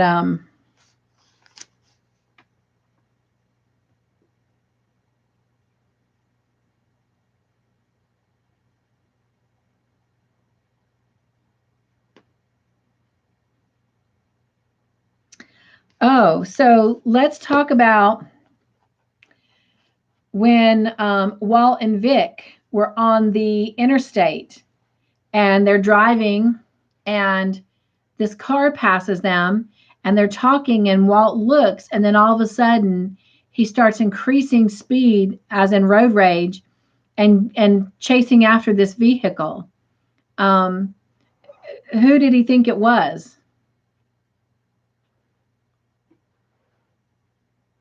And or who do you think it was? Who do you think he was chasing? I'll be honest, I had no clue until, of course, the scene unfolded. Jen says, thanks, Anvita, and to all who wished me well. Absolutely. Roseanne says, Malachi. Yes, he thought it was Malachi. And of course, I felt so bad for the guy. I mean, he pulls him from the car, and the guy's like, it's my car. It's my car. And he's like, no, where's Malachi? And the guy's like looking at him like, who's Malachi? And I mean, Vic trying to hold him back. And I thought, oh, Lord, no, please don't let Walt, deck her again. Because you remember the last time he decked her accidentally? I thought, oh, he's fixing to deck her again. But, oh my gosh, I felt so bad for that man. I mean, I love Walt and I love his consistency and his dedication, but sometimes he reacts before he completely thinks everything through. And I mean, yelling and getting aggressive with somebody is not going to have them give you the information you want, threatening them. But he just, to me, he wears his heart on his sleeve. He doesn't show emotion, but he lives by that emotion. Like when he cares for you, he truly cares for you. She must have loved being next to him so close. I hear you. Yes, yes. I think she was also, I agree with you, but I think she was also startled because, when they came into the station and they both approach Ruby's desk and Ruby's talking to them, you can clearly sense that Vic is, I don't know that annoyed is the right word, but she's very agitated by his behavior. And I just love Ruby.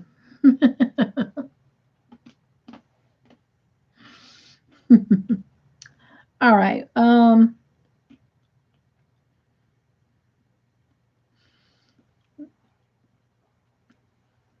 Coming back around, this is Henry and Katie talking now. So Katie's learning that Jacob is not the bad guy and that, her dad basically got her to do his bidding, so to speak. And Henry is reassuring Katie that this is not her fault, and that what happened to him was not her fault. I love how Henry says to Katie to take it easy on Walt. He says, the bad thing and the good thing about your dad is what? And Roseanne, I can't remember if it was you or Anna that mentioned it at the beginning when we first came on tonight, but it was that he does not stop. That is the good thing about him, and it's the bad thing about him, is that he does not stop.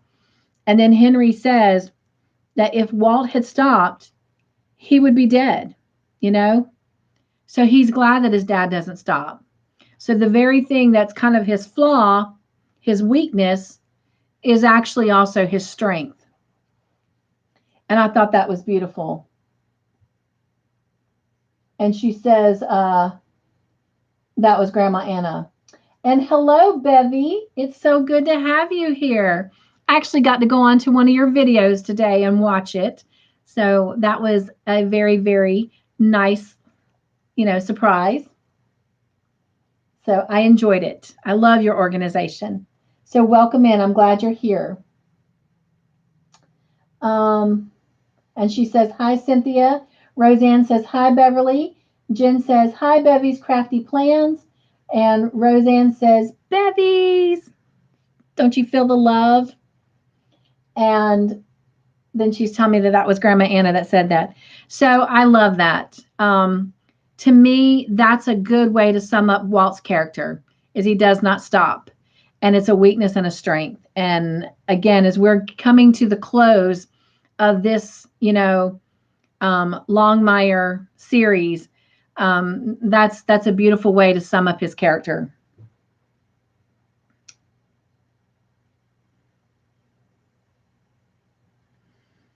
Um,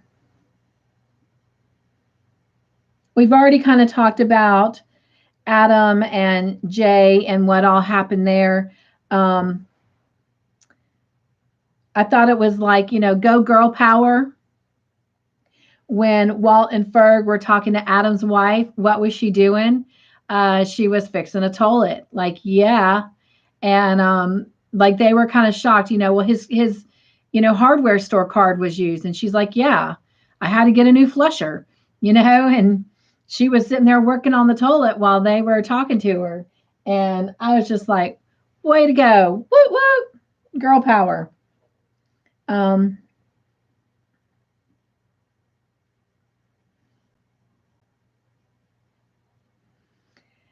Again, talking about Ferg and how he's just grown as a character. The scene where Walt is calling all of these, treasure hunters, you're going to take a day off and you're going to be my search party and look for Adam. And they're like all grumbling. And Ferg is just like, well, as I recall, in the state of Wyoming, if you are on land for longer than 14 days, da da da da. Needless to say, everybody stopped what they were doing and they joined a search party. And I just, again, I love the evolving, growth that we've seen in Ferg. Roseanne says, Rosie the Riveter.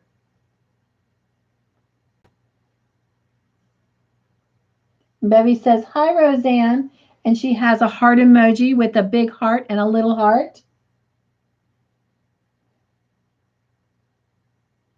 Roseanne says, the ex-wife fixing the toilet. Oh, yes, absolutely. I was trying to think what you were meaning by that. But yes, that was awesome.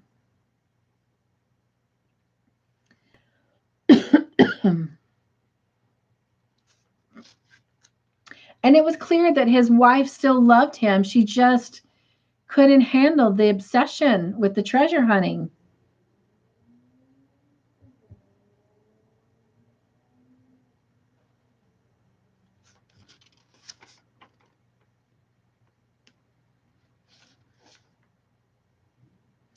Okay.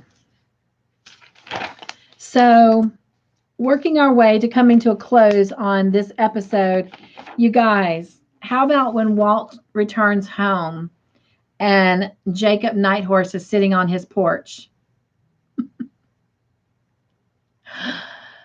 Oh my gosh. Again, we have moments where we really shouldn't laugh, but I just chuckled because Walt jumps out of his truck and he runs up the porch steps past Jacob and into the house to do what?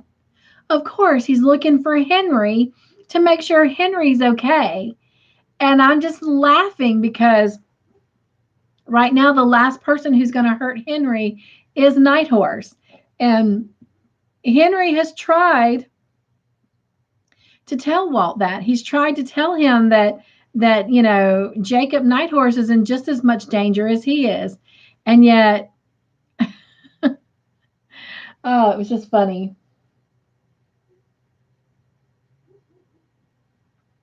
And Vita says, hi, Bevies. And Roseanne says, wow. And Bevy says, hello, Anvita. And has the heart emojis again. And yeah, I just find it great. But were you surprised that Jacob brought the books to Walt?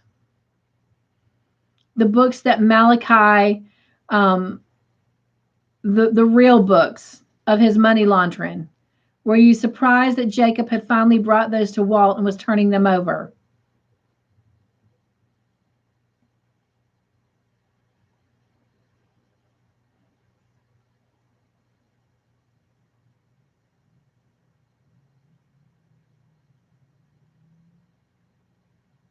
Roseanne says, yes, I was surprised. I was surprised too, because I think for the longest time, Jacob was holding on them for proof to protect himself. But I love the reason he gave to Walt, because Walt's like, why now? And he said, because I fear Malachi more than I fear you. And I thought to myself, I don't think there's a better way, excuse me,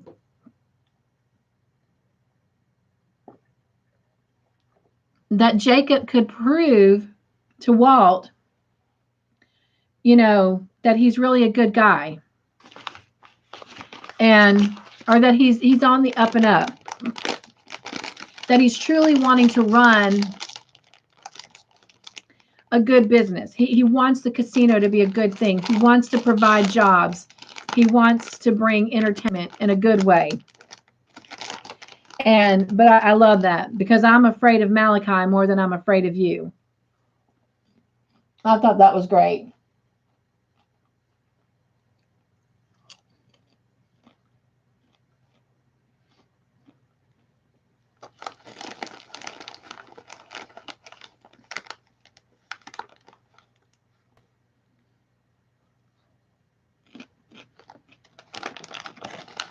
All right, so we end with Travis coming to see Walt at the station. I got popcorn for movie night. Roseanne says, so true. Oh my gosh. Do you remember what Travis put on Walt's desk?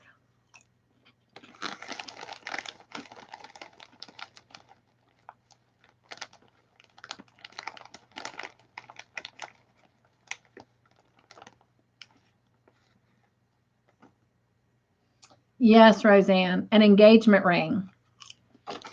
And Walt's like, what is this? And Travis told Walt, you either give it to Vic or I will. and Walt has like this dumb look on his face. But then he's like, somebody needs to take care of her and the baby. And that's it. The episode ends with Walt looking at the ring and at Travis. And so I had a discussion question. What do you think is going through Walt's head at this point?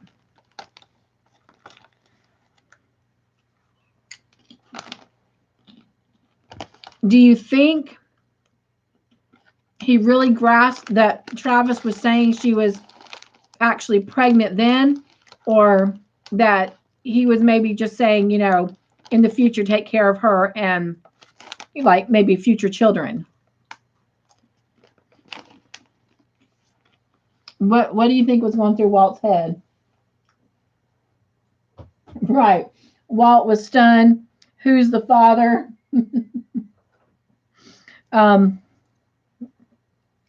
It was hard to figure out if Walt truly had grasped what Travis was saying. And oh my gosh, I cannot wait to see how the next episode starts. I hope they will quickly and not make us wait to see how Walt responds to that. But again, I love that Travis is another character that we see kind of evolving and stepping up from this kind of irresponsible mama's boy, so to speak, hiding behind his mama, living off of her, to he couldn't take care of himself, really, to now he is stepping up to the plate and doing his best. I mean, we saw at the end of last season him giving Vic, little coupons for free babysitting. Oh my gosh. So it's out of the bag. Vic is pregnant. And now Walt knows. Do you think it's going to change how he allows her to proceed with her job? Do you think he's going to continue to rely on her the way he has? and allow her to police the way she has, or do you think he's going to become overprotective and overbearing?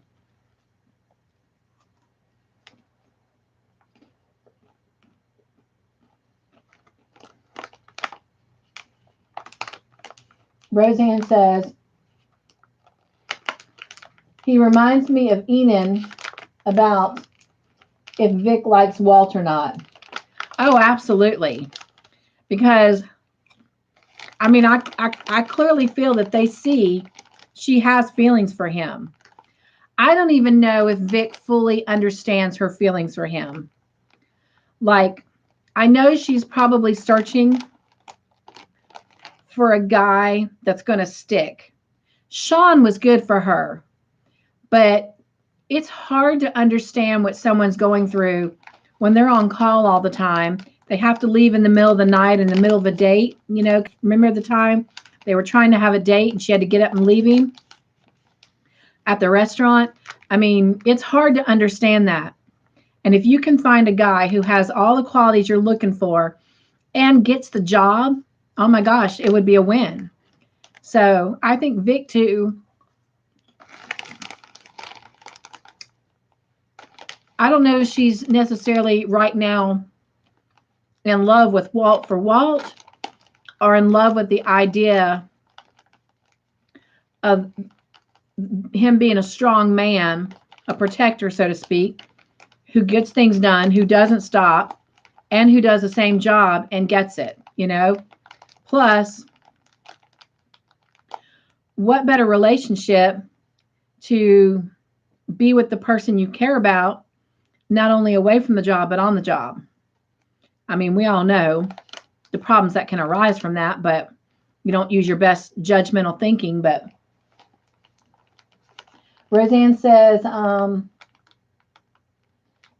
things will be the same because then it will look like Walt is soft for her. Good point. Good point. And goodness knows he has enough against him now, especially after what happened at the deposition, or even with Gilbert, about her kissing Walt. So, oh my goodness. All right. At this point, we have 8 episodes left. 8. So, let's talk about our characters real quick. Ferg. Do you think him and Meg,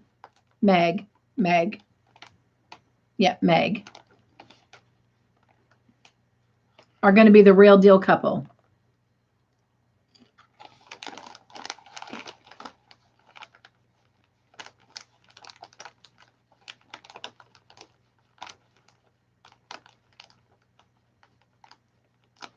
I do. I think they're going to make it. All right. Branch, dead or alive? I don't know, but at this point, I'm thinking truly dead. Walt. Roseanne says yes, hope so, about Ferg and Meg. I do too. They're cute together. I like them together.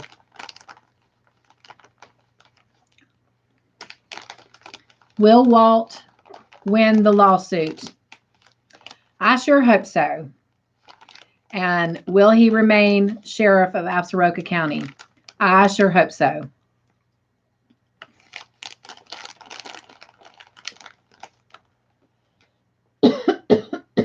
Excuse me.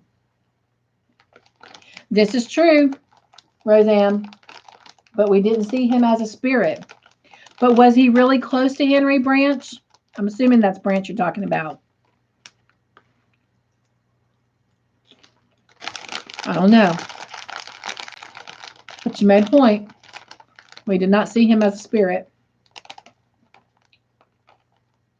Yes and yes, you said. Um, the mayor. The mayor has anything to do with it. Walt won't be, but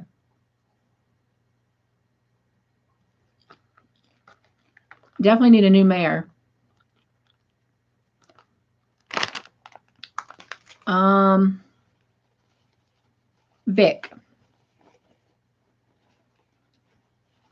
Who do you think is the father? Travis or Eamon?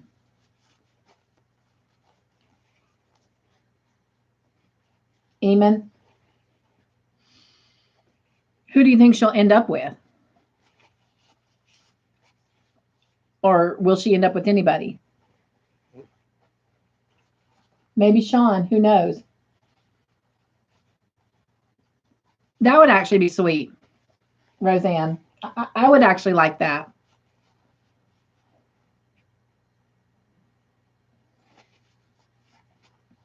And then you also said none. I don't think she's in love with Travis.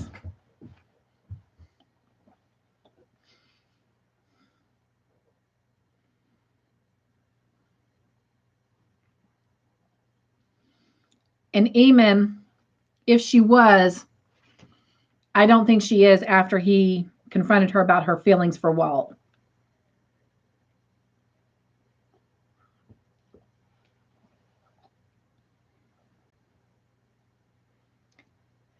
Jacob. I pray he lives, and I pray he continues successfully running the casino. Henry. I pray he continues running the Red Pony. Would love to have seen a romantic for him, but I don't see any romance happening in 8 episodes.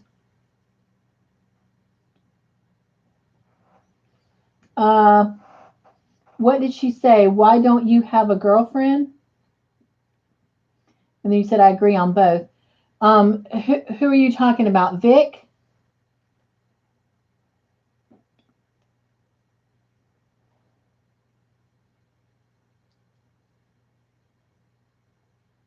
Revis? Oh, Travis. Yes, you're right. I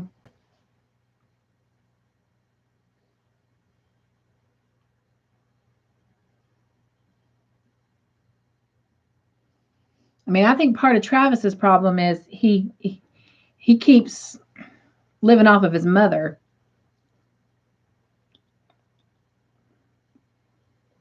and she alone would scare me away.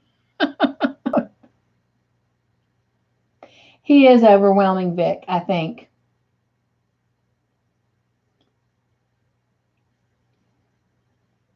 I think he's wanting to do the right thing, whether it's his or not. But in the same token, I mean, you can't go from living off of your mom and then all of a sudden being a caretaker for 2 people. I mean, he doesn't even have a job. So,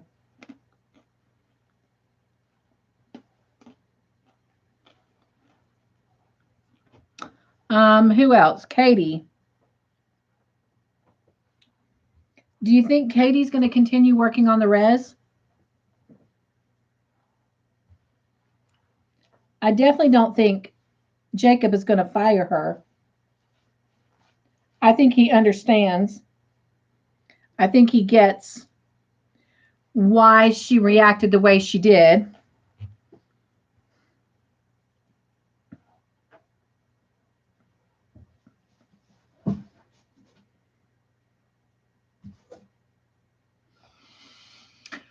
But I don't know if she'll continue. Not because of Jacob, but because of principle and because of everything that's happened. I don't know. That one I can't answer.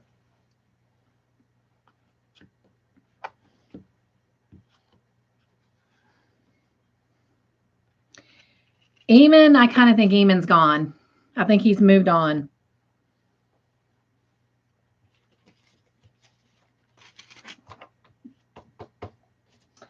Roseanne, you think she will? I thought Travis threw the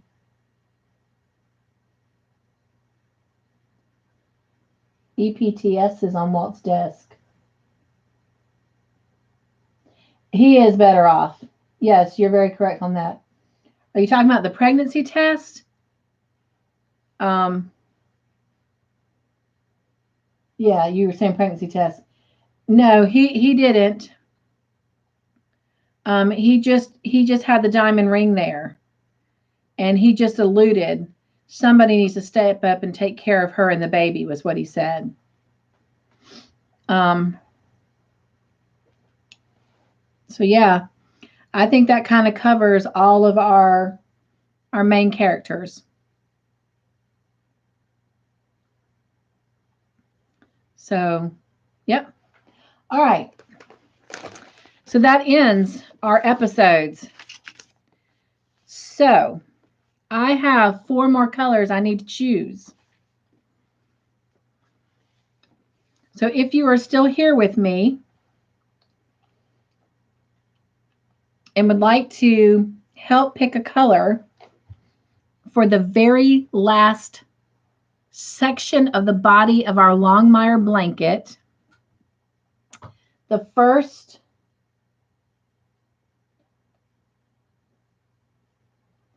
Oh, right, Roseanne? Wait till Vic finds out that Walt now knows. Oh, yes.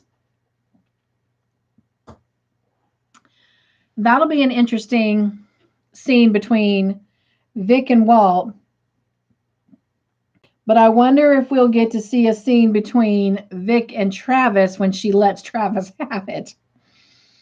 We think Katie went off on Jacob Nighthorse. Woo! I can't wait to see what Vic does to Travis.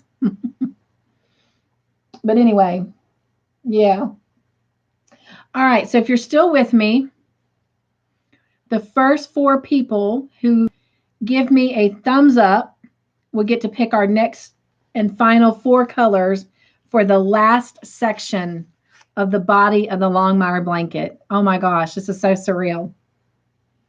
All right, so I'm looking for your thumbs up. All right, I've got Anvita, Roseanne. I need 2 more people.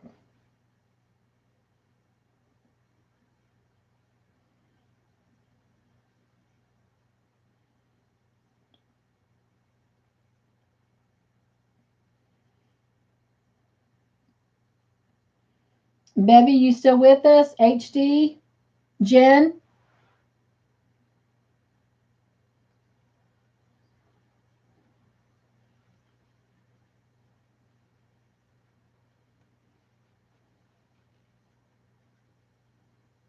All right, there's Bree. Okay.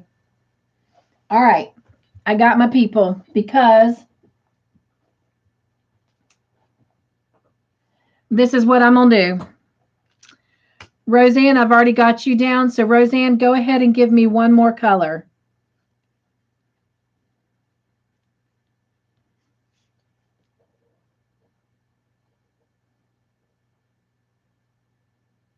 And she picked 8. All right. And Vita, we are picking colors for our Longmire blanket. And we have 12 colors. So we have 1, 7, 8, and 9 already picked. So I need you to pick a color for us, and it can be 2, 3, 4, 5, 6, 10, 11, or 12. So anything between 1 through 12 except for 1, 7, 8, and 9. And Anvita picked 11. And then Bree, if you will pick a color for me. Same thing, any color 1 through 12 except for 1, 7, 8, 9, or 11.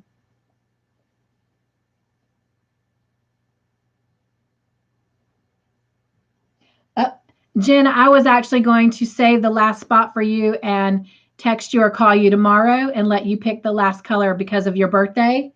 So after Bree gives me a color, if you will, I'll let you give me the last one. I was already saving that spot for you.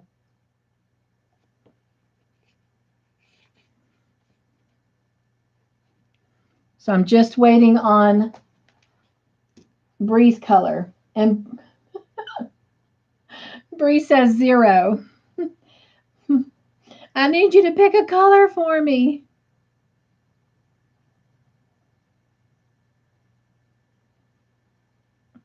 Bree, we have 2, 3, 4, 5, 6, and 12. So any color 2 through 6 are 12.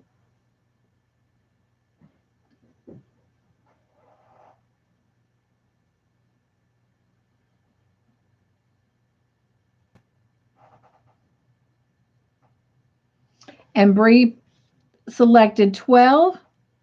All right, Jen. Any color 2 through 6.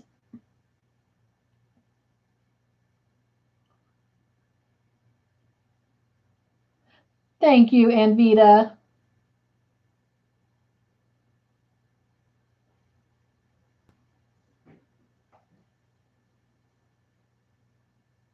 Oh, you're right. You're right, Anvita. 10 was an option too. So, Bree, I did have 10 open. And I've got my card right here, so I'll reveal these colors in a minute from my chart. Your chart's going to be different, but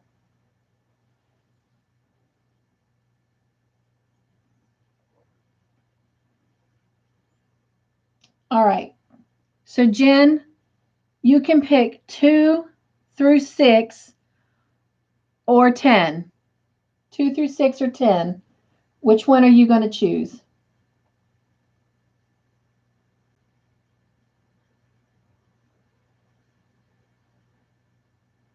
And Jen says 3. Okay. And those are the final colors for the last section for the body of our blanket. Oh my gosh, it's so surreal. All right, so Grandma Anna chose 1, and for me, 1 is beige buff. I don't know if you can see that, my hand's over it. You can tell we've been doing this for months. Look at my card. It's getting worn out.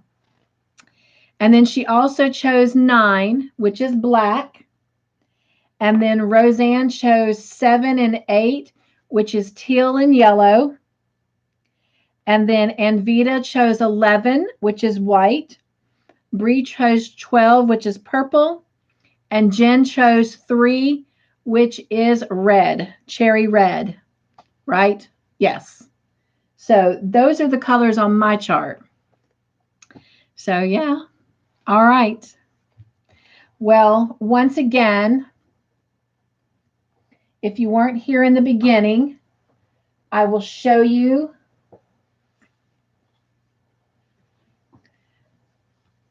I think I got it backwards. I do. This little section is the section that will be coming out Monday. Right here. And it was 4 colors that was added. So, and again, all of these stitches that are coming out Monday are single crochet and half double crochet.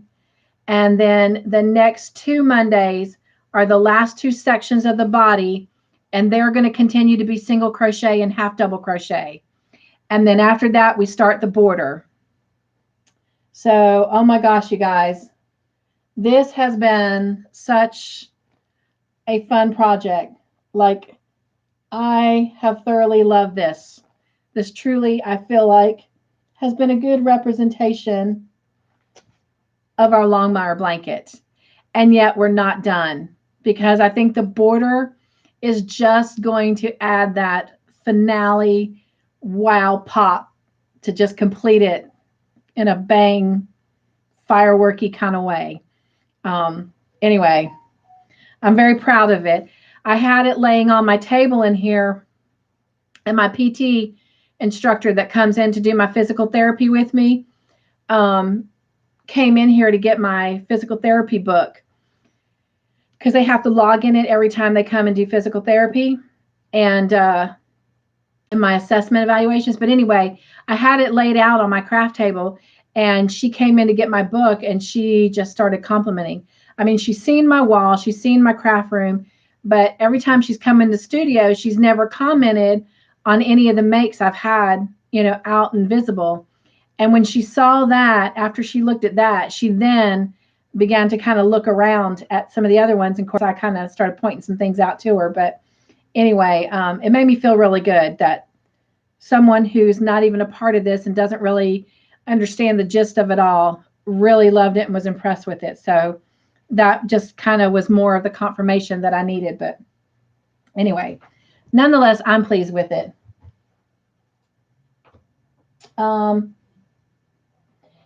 Let's see. Jen says, can I change that to 4?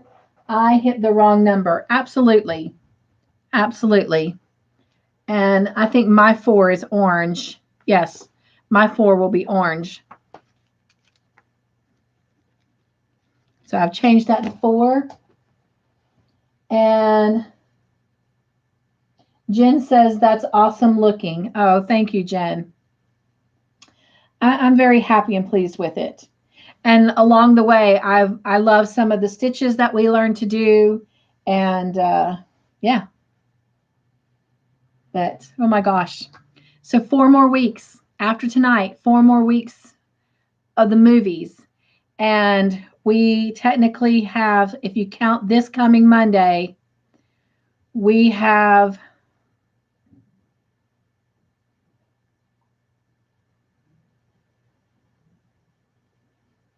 we have 1, 2, 3, 6 more weeks of videos. And that works out perfectly. So, yeah. As long as life goes right, our blanket will be completed in 6 weeks. And then we'll be ready to start Call the Midwife. So, and hopefully we'll get some new folks that'll be ready to join us with that and to start fresh with a new series. So I get it. Once we get into a couple seasons, it's hard to kind of get caught up. So, but anyway, I'm excited. Bree says, purple is my favorite color. Yeah, me too, Bree. Purple is my favorite color. And you know, as many times as I can get purple into this blanket, I will. So yes, I was very excited when you said purple. So in fact, I never used enough purple in the blanket because you'll have to go back to the very, very beginning, which was, oh my goodness, months ago. But I actually, you know, was using some scrap yarns and some were brand new skeins. But in my purple, I was using a scrap cake that I had made into a cake. And I had 2 purples. I had the dark purple, which is what is in the blanket, but I actually had a light lavender in case I didn't have enough purple, but I had enough purple. So I definitely will be using a different colorway when I create the second Longmire blanket, which again, probably will not air as a tutorial until next year.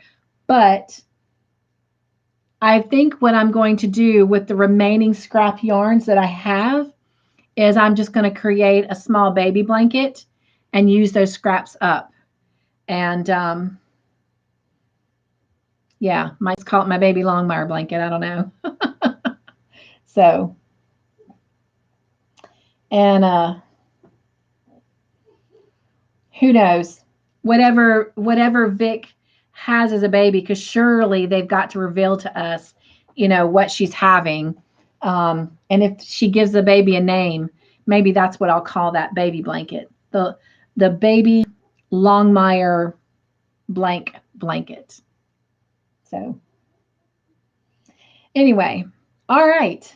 I think we've gone over everything. Great idea. What is it? Oh wow, I got a bunch of comments. Let me back up here.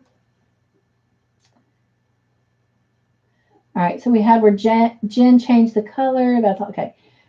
Bree says, purple's my favorite color. Yes. Jen says, wow, can't believe it's almost over. I know, right? It's just so surreal. I mean, oh my gosh. But it's okay too, because as bittersweet as it is, I'm excited. I'm excited about starting a new series, getting to know new characters. I mean, it's like reading a good book, you know? I'm ready. I'm ready for a new book, so to speak. And as much as I've loved this project, I'm excited about the next projects. So yeah. And I'm even more excited about them because the two that we're going to be doing are two different types of baby blankets. And right now, because you just don't know what life is going to bring, because life is so crazy sometimes. I mean, who would have ever predicted COVID, and everything that it would entail?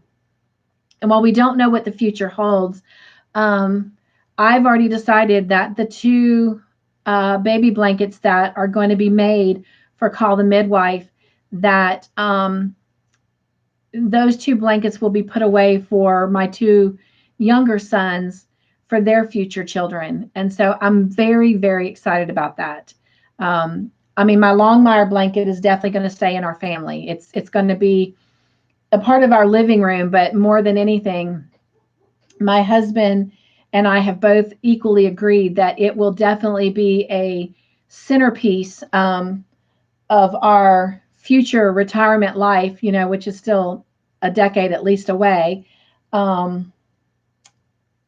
in our future, cabin that we plan on retiring to. So wherever that may be, I don't know. So, but anyway, I don't see in the future any projects that I make from our movie series being ones that I give away as gifts, other than like the Call the Midwife blankets to my future son. I mean, my son's future children. Everything will stay within our family, I think. I don't know. That may change depending on what we do. So, but we got 10 seasons of Call the Midwife to figure out what's next. But even with that being said, it sounds like a lot, but a quick reminder, some of those seasons are only 6 and 8 episodes long. So we might get through one season in 3-4 weeks. So we'll actually go through the seasons, I think, rather quickly. So, and again, if you're new to this, we do 2 episodes a night. So we are on the last season of Longmire. We're in season 6. We started it tonight with episodes 1 and 2. And so we have episodes 3 through 10 to do over the next 4 weeks. But yeah, it's coming to an end. So again, if you have done any part of the Longmire blanket, do not forget to start emailing me your pictures. And I appreciate those who've done it as they've gone along, because I will be doing a video at the end of this and putting it together of everybody's pictures to show how one pattern can create so many different blankets. I'm so excited for you guys to all see what I see, and that's the different colorways and how different colorways can make this same exact blanket look completely different. And then, of course, we'll have a Longmire giveaway from those people who actually made the blanket. And then I'm excited about doing the same kind of thing with Call the Midwife. And who knows, there might be a couple little, small giveaways as we go through the path of the seasons. So maybe one per season or something. But provided I'm back on my feet, you guys, I do have to take that into consideration, because I never expected to still be recovering from my back surgery. And even now, if he releases me, if my back gets to a point that the spine is filled with enough bone that I could go back to work, there's the question of me losing the mobility of my leg from the second surgery. So yeah, there's still a lot in play. And as much as I'm thankful that I was paying for short and long-term disability, unfortunately, it's still not paying what I'd be making working. So I do have to take that into consideration, especially as my bills are coming in. And I'm going to clear this up right now. I don't say any of that for sympathy or I'm not asking for anything. I'm just simply stating that while my heart desires to do things, I do have to be responsible to my family and make sure that, our our needs are met as far as our, our living home bills go and the medical bills that are kind of coming in. So I will do giveaways as I can. Just like the one Bree got, Bree, I think it's a nice one, but yeah, the yarn was Red Heart Super Saver that I got at Walmart because, I have to think responsibly right now, but I definitely wanted to celebrate my 1-year anniversary. And again, I'm excited, Bree, that you won that. All right, let me see what else we got here going on. Veronica! Oh my gosh, Veronica! You are on my to-do list tomorrow. I apologize I haven't got there this week, but I will be sending you my 6 new numbers. I had so much fun, Veronica.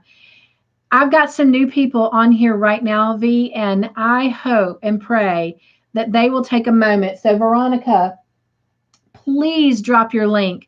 You guys, if you're new to my channel, please go check out V's channel. She does a thing called Blingo on Sundays. But outside of that, she has some amazing videos. And oh my gosh, just such a sweet personality. It's so infectious. And you will just absolutely fall in love with her, as the rest of us have. But on Sundays, she does this thing called Blingo. And you do have to email her 6 numbers, 1 through 60. Sadly and embarrassingly, last Sunday was the first time I actually played with them.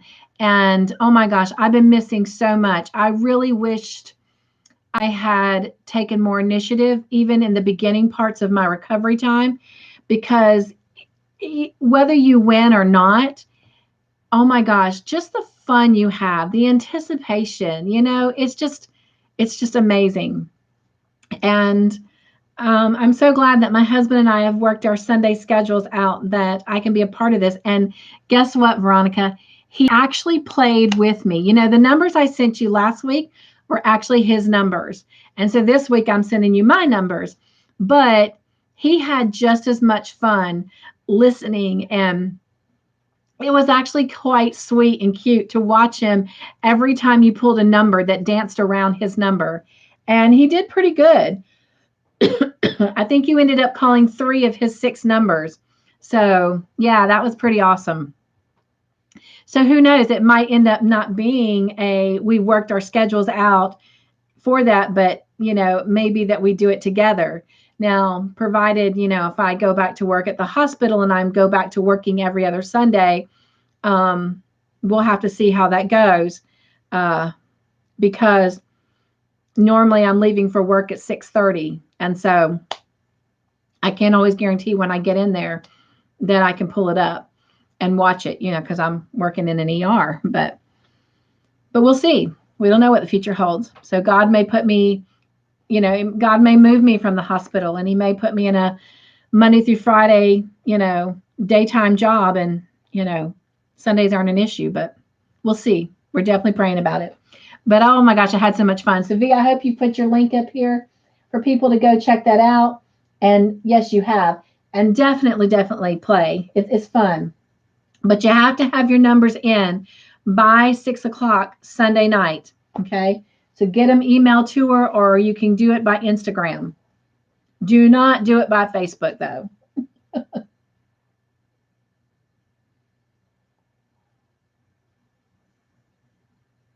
Let's see here. Roseanne says, hi, V. V says, I'm so late, but we're so glad you're here. And better late than never, right? Jen says, great idea. And V says, hi, Roseanne, with heart emojis around a smiley face. And Veronica says, yes, I'm so happy. And then Vita says, hi, V. And then there is V's link. And she says, hi, Anvita, with another smiley face emoji with hearts around it. And V says, he can okay too, and you. Oh, well, that's not really fair, V. Think about that. Give it one more week of thought. And we'll see. He does have his own YouTube channel. He's just not a content creator. So I don't know. Tell me what you think. But he did have fun. I mean, I had fun too, don't get me wrong. But I had as much fun. I maybe had more fun than him because I enjoyed watching him and his reactions as you kept calling numbers out around his. It was great. Like I said, it was a win-win for me because I smiled the entire time. Like my cheeks literally hurt when we were finished. Okay. I will tell him. So when I go to email my numbers, I'll let him know. All right.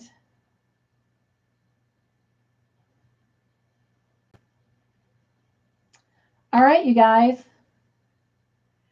Well, oh my gosh, if we say bye in the next 3 minutes, we'll still leave. We'll be saying bye on a Friday. I know we've done that a couple times, but most times it's always Saturday morning. Of course, it's normally like 2:30, 3 o'clock. But anyway, I'm doing good, but I have to take a potty break. So I am going to go ahead and say good night. Oh my gosh. I think we've covered everything. We've talked about the Longmire blanket. I've shown y'all. I've shown you what's coming out Monday. And we've picked our colors for our last section of the middle of the blanket, like the body. We only have 2 more sections after Monday and then 3 more for the border. Oh my goodness, you guys. 4 weeks we'll be done with the movie. 5 weeks we'll be done with the blanket. It's exciting. 6 weeks we'll be starting Call the Midwife. Woot woot! All right. I love you guys. Thank you once again for coming into my home and spending time with me and hanging out with me. I thank you the most for your friendship and the kindness that you've given me and my husband, especially during this time as I've recovered from back surgery and dealt with all the setbacks that were so unexpected. I really don't know where I'd be without you. I know my channel is all about joy, but I cannot begin to express the amount of joy that you've given not only me, but that has poured out and flowed over to my husband as well. And I really appreciate that because he's my hero right now. The things that he's had to do for me has just been a lot. And yet maintaining his 12 hours, 5-6 day a week job and coming home and doing all of our cooking, cleaning and whatnot. I just, he's an amazing guy. And so I appreciate the love and support you give him. But I also appreciate the love and support and the patience and the understanding that you have given me through this recovery time. And I know you will. I continue to whatever job I end up at, whether I'm back at the ER on nights or I'm in a new job, I pray for that same understanding and patience because, I don't know what that's going to entail and I don't know what my hours will be. And, I just am trusting God. But in the meantime, I'm so thankful to have such a support team like you. And as we talk tonight about Walt and Henry, I'm so blessed by your friendship, your brothership, your sistership, and your family. And all I can say is thank you from the bottom of my heart. So I love you. I can't wait till next Friday. And until then, you guys, I hope to see you Sunday at V's and on some of my other videos throughout the week. But if not, I will definitely meet you right back here next Friday at 9 p.m. And until then, you know it, guys. Be joyful. Stay crafty in your own way. Make your own joyful creations. And I'll see you again soon. Hugs, hugs, hugs. Bye.